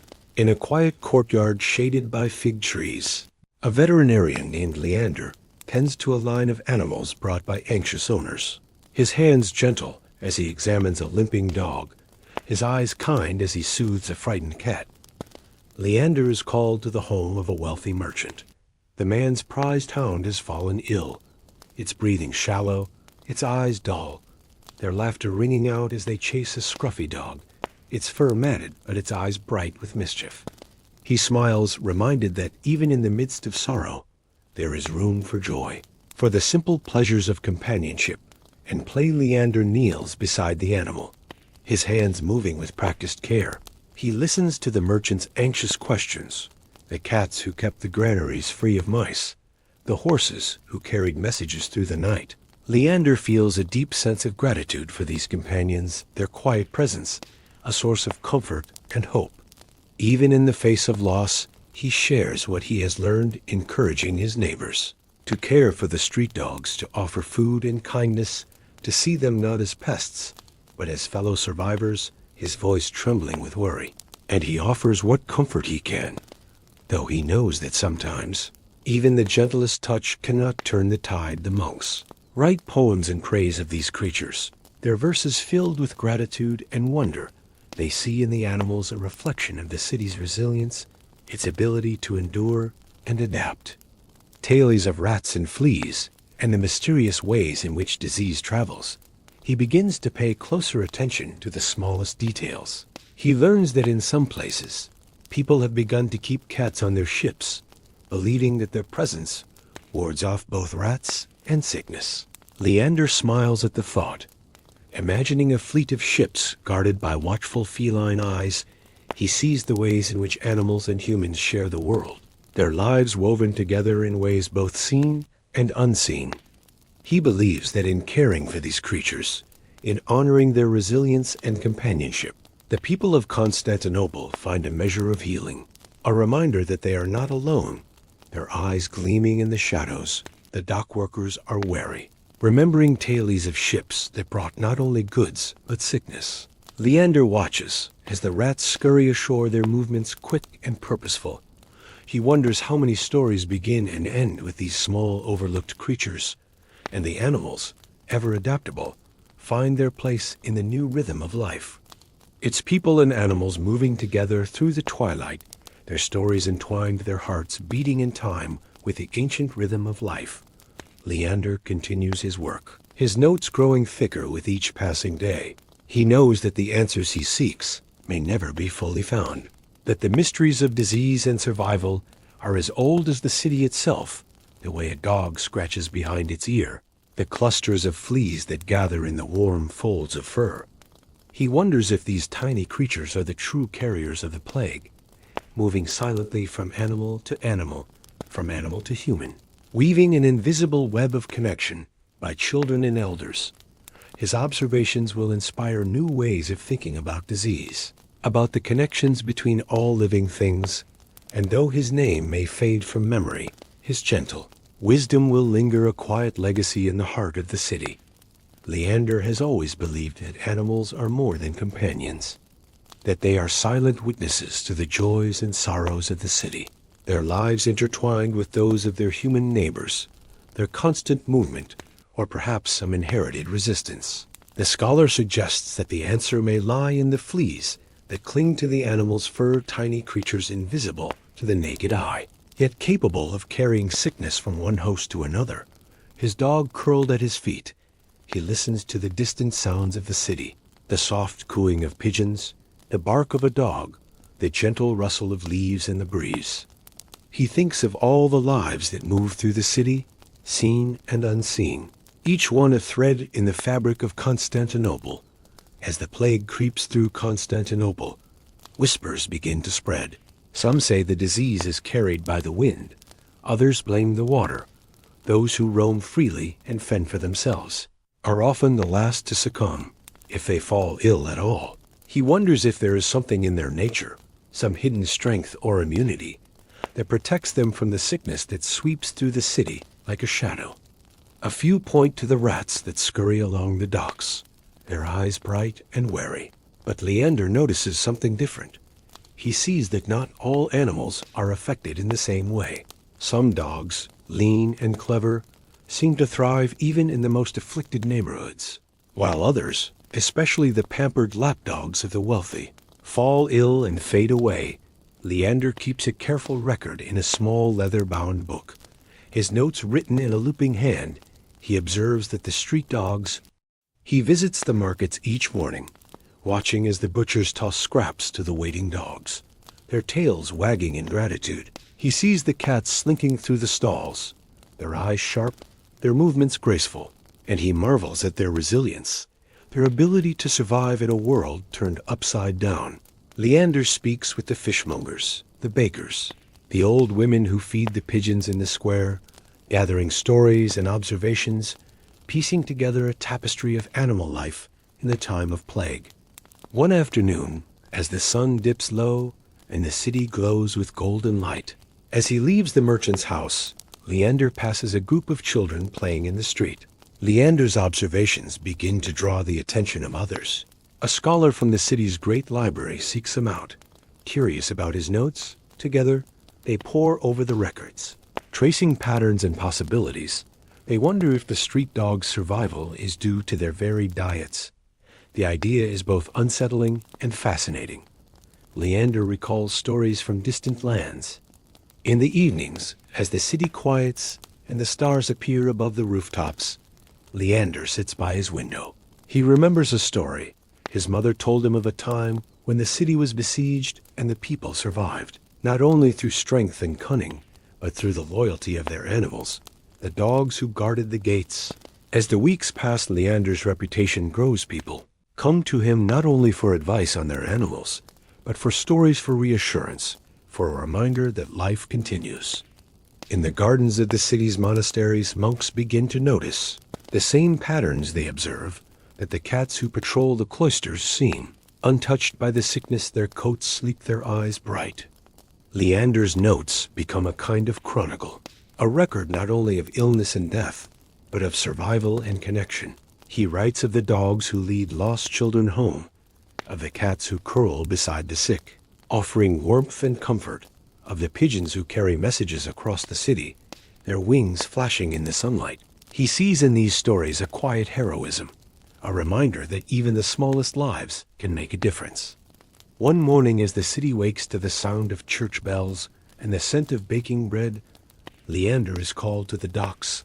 A ship has arrived from a distant port, its hold filled with grain and spices, but also with rats. He speaks with the sailors, listening to their tales of distant lands, of ports where the plague has come and gone, of cities emptied and rebuilt. As the seasons change, the city slowly begins to heal. The markets grow busier. The laughter of children returns to the streets. Yet, in the quiet moments, as he walks through the city with his dog at his side, Leander feels a sense of peace. In the years to come, Leander's notes will be passed from hand to hand, read by scholars and healers. And so as the sun sets over Constantinople, casting long shadows across the rooftops, the city breathes a gentle sigh. Number 14. The silent cities of the dead high in the shadowed folds of the Alps, where the air is thin and the wind carries the scent of pine and stone.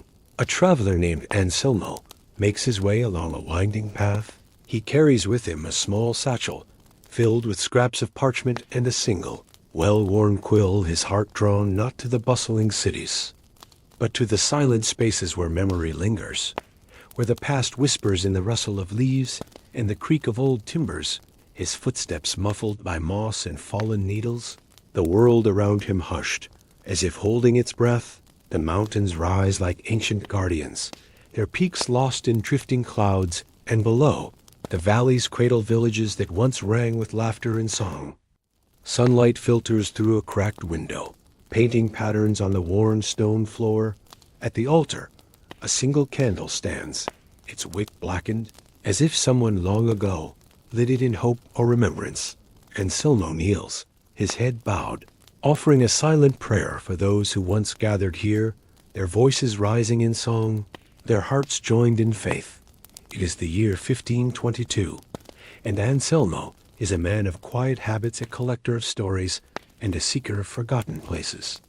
The way the river, just beyond the village, continues to flow, its waters clear and cold, carrying with it the memory of all that has come before. He passes other villages, some bustling with life, others as silent as the one he has left behind, each with its own story, its own memory, its own way of honoring the past. Anselmo steps into the graveyard behind the chapel, the ground uneven, marked by simple stones and wooden markers. He stands for a moment, looking back at the silent cottages, the chapel, the crosses standing watch. He feels a deep sense of gratitude for the stories that linger here, for the lives that shaped this place, for the quiet dignity of a community remembered. Some graves are adorned with small offerings, a sprig of rosemary, a handful of wildflowers, a smooth pebble placed with care, remembered in the hearts of travelers and storytellers, a testament to the enduring power of memory, of love, of the quiet beauty that lingers even in the absence of life. he feels the presence of those who have gone before, their stories woven into the land itself, their memories held in the quiet embrace of the mountains. Listening to tales of the old days, of the time before the plague, of the return of spring, of the planting of new fields, he sees in their faces the same resilience, in the songs sung by the river, in the wildflowers that bloom each spring, the same hope, the same quiet strength that endures even in the face of loss. As he descends into a narrow valley, the path narrows, flanked by wildflowers and the low, crumbling walls of abandoned fields. And sweet, he closes his eyes, listening to the quiet, feeling the presence of those who have gone before, their stories woven into the fabric of the land, their memory a gentle comfort in the darkness, some never to return, others drawn back by the pull of memory. He knows that the world is full of such places, silent cities waiting to be remembered, their stories waiting to be told. Feeling the pulse of life beneath, a reminder that even in the midst of loss, there is continuity, a thread that connects past and present, memory and hope. He thinks of the children who once played in these streets. He records the names he has found, the details of the village, the quiet beauty of the mountains. He writes of the silence, of the way it settles over the land like a gentle shroud, of the way it invites reflection, remembrance, a kind of peace. Their laughter echoing against the stone walls, of the elders who gathered by the fire, sharing stories as the snow fell outside, of the lovers who carved their names into the bark of the old chestnut tree at the edge of the village.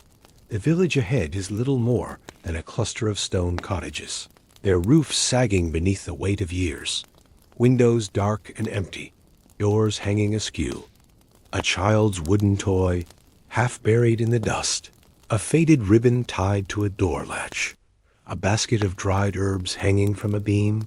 Anselmo moves from house to house, his heart heavy with the weight of absence. He imagines the stories that linger here, the joys and sorrows, the hopes and fears, all woven into the fabric of these silent rooms. At the edge of the village, a row of weathered crosses stands sentinel, each one carved from the pale wood of the mountain ash, their surfaces smoothed by wind and rain. Anselmo pauses, his breath catching in the cool air. He feels the weight of silence pressing in, a silence so deep it seems to echo. He steps carefully between the crosses, reading the names carved in careful script. Some are faded, the letters worn away by time. Others are fresh, the wood still rough beneath his fingers. He wonders about the lives that once filled these homes, the voices that once called out across the fields, the hands that built these walls, stone by patient stone. He enters the village, his footsteps soft on the uneven stones. The houses are empty, their hearths cold, yet traces of life remain. In the center of the village stands a small chapel, its bell long silent. The door creaks open at his touch. Inside, the air is cool and still. Outside, the wind stirs, carrying with it the faint scent of wild thyme and the distant cry of a hawk. As he wanders through the village, Anselmo reflects on the stories he has heard, tales of families who fled the plague, leaving behind their homes and fields, seeking safety in distant towns. He finds the tree, its trunk gnarled and scarred, the initials still visible, though softened by time. He runs his fingers over the rough bark. Anselmo sits on a fallen log, his satchel beside him, and begins to write, his quill scratching softly on the parchment. He writes, too, of the resilience he senses here, the way the wildflowers bloom in the cracks of the stone, the way the birds nest in the eaves of empty houses. As the sun begins to set, painting the sky with hues of gold and rose, Anselmo rises and makes his way to the edge of the village. He follows the path along the river, the water murmuring beside him, the mountains casting long shadows across the valley. In one village, he finds a group of children playing near the ruins of an old mill, their laughter bright in the evening air. He sits with an elder by the fire. Anselmo continues his journey, his heart filled with the stories of the silent cities. He knows that these places, though empty, are not forgotten. that their memory lives on in the hearts of those who remember. He carries with him a small stone from the graveyard, a token of remembrance, a promise to honor the lives that once filled these valleys.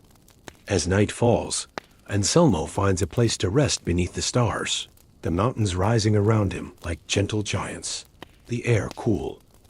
And so the silent cities of the dead endure their stones and crosses, standing watch over the valleys, their stories carried on the wind. Number 15. The legacy of resilience. In the soft light of early morning, when the mist still clings to the fields and the world feels hushed and expectant, a historian named Clara walks the winding lanes of a small village nestled in the green heart of the countryside. The village is old, its houses built of weathered stone and timber, their roofs mossy and sloping, the gardens tangled with wildflowers and herbs. She finds a stone bench, worn smooth by countless years. She sits and opens the bundle of papers. Woven through the records of loss and hardship, there are stories of kindness, of neighbors sharing bread and water, the old rules set aside, replaced by new promises, new hopes. The charter speaks of land to be shared, yet their eyes bright with determination.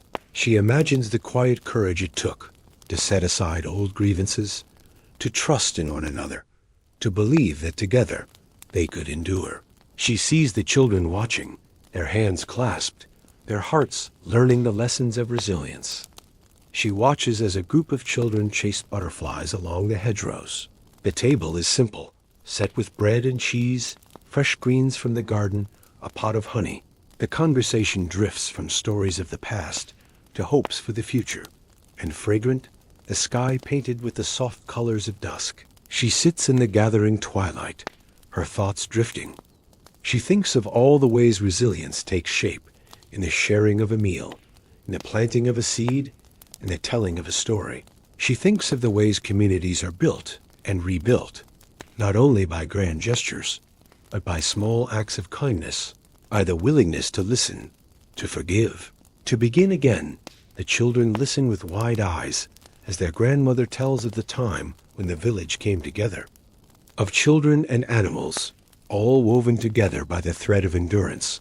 She sees how each story, each memory, is a piece of a larger tapestry, and the promises made becomes part of a larger story. A story that stretches across time and place, a story of adaptation and kindness, of memory and hope. It is a story that belongs to all who have faced hardship, all who have chosen to care, all who have found strength in one another. A testament to the human spirit's ability to find light in the darkness, to create beauty from sorrow, to build hope from the ashes of loss. Her heart full of gratitude, she knows that the lessons of resilience will travel with her, that the story she carries is not only of the past, but of the present and the future. She looks up at the branches, at the leaves shimmering in the morning light, and she feels the quiet promise of endurance, the gentle assurance that, whatever comes, there will always be those who choose to hope, to help, to remember, but about the power of community, the importance of compassion, the quiet courage of those who choose to care for one another, a gentle light shining through the darkness, a promise that, even in the face of loss, life will find a way to begin again. To those who remember and those who dream, she weaves their voices into her own writing, creating a new chapter in the long history of resilience. She shares what she has learned, not only with scholars and students, but with anyone who seeks hope, who wonders how to endure, how to begin again. She knows that these lessons are as vital now as they were centuries ago, that the legacy of resilience is a gift to be cherished and shared when the fields were planted by many hands, when the harvest was a celebration of survival. She writes of resilience, not as a single moment, but as a way of living, a choice made again and again. She writes of the lessons learned from the past, the wisdom carried forward, the gentle strength that endures their laughter, ringing out like music. She stops at the edge of the woods, where wild strawberries grow, and remembers the words of the charter, the promise to care for the land, to honor the gifts of nature, to live gently and with gratitude. Of fields to be tended together, of harvests to be divided so that none would go hungry. It speaks of the importance of listening to every voice, of caring for the sick and the old, of teaching the children not only to read and write, but to remember of the promises made and kept, of the way each generation has added its own chapter to the story. She wonders how many other villages, how many other families have found their own ways to endure, to adapt, to hope of children tending the gardens of those too weak to rise, of elders teaching the young how to gather wild herbs for medicine. She reads of a meeting held beneath the linden tree, where the remaining villagers gathered to decide how they would survive, how they would care for one another, how they would rebuild, her fingers tracing the careful script. She reads of a time when the village was nearly emptied, when the bells of the small church tolled each day for the lost, when fear and sorrow hung heavy in the air. The air is filled with the gentle hum of bees, the distant call of a rooster, the quiet rhythm of life continuing as it has for centuries. Clara has come here in search of the story, a thread of history woven into the fabric of this place. She carries with her a bundle of old papers, their edges frayed and yellowed, the ink faded but still legible, their voices soft as they share memories passed down through generations. They speak of ancestors who survived the great sickness, of fields left fallow and then sown again, of families who gathered each evening to share what little they had, their hearts bound together by hope and necessity. These are the records of a time long past, a time when the village, like so many others, was touched by the shadow of the plague. She is welcomed by the villagers with shy smiles and warm bread. Clara is drawn to the village square, where an ancient linden tree stands, its branches wide and sheltering. Beneath its shade, yet as she reads, Clara finds something unexpected. It is here, in the faded ink and careful words, that Clara discovers the village charter, rewritten in the aftermath of the plague. Clara closes her eyes, imagining that long ago gathering, the villagers standing in a circle beneath the linden tree, their faces lined with worry and fatigue. As the day unfolds, Clara walks the village paths, her steps slow and thoughtful. She visits the fields where wheat and barley sway in the breeze. In the afternoon, Clara is invited to share a meal with the family whose roots in the village stretch back to those distant days. Clara listens, her heart full. She sees in these faces the living legacy of resilience, the quiet strength that has carried the village through hardship and change. She thinks of the charter as evening falls. Clara returns to the linden tree, the air cool. She remembers the murals she saw in Florence, the silent villages in the mountains, the stories of healers and artists. Clara takes out her own notebook, her pen moving softly across the page. She writes of the linden tree, of the charter, of the faces she has seen. As the stars begin to appear, one by one, Clara feels a sense of peace. She knows that the story she has found here is not only about survival.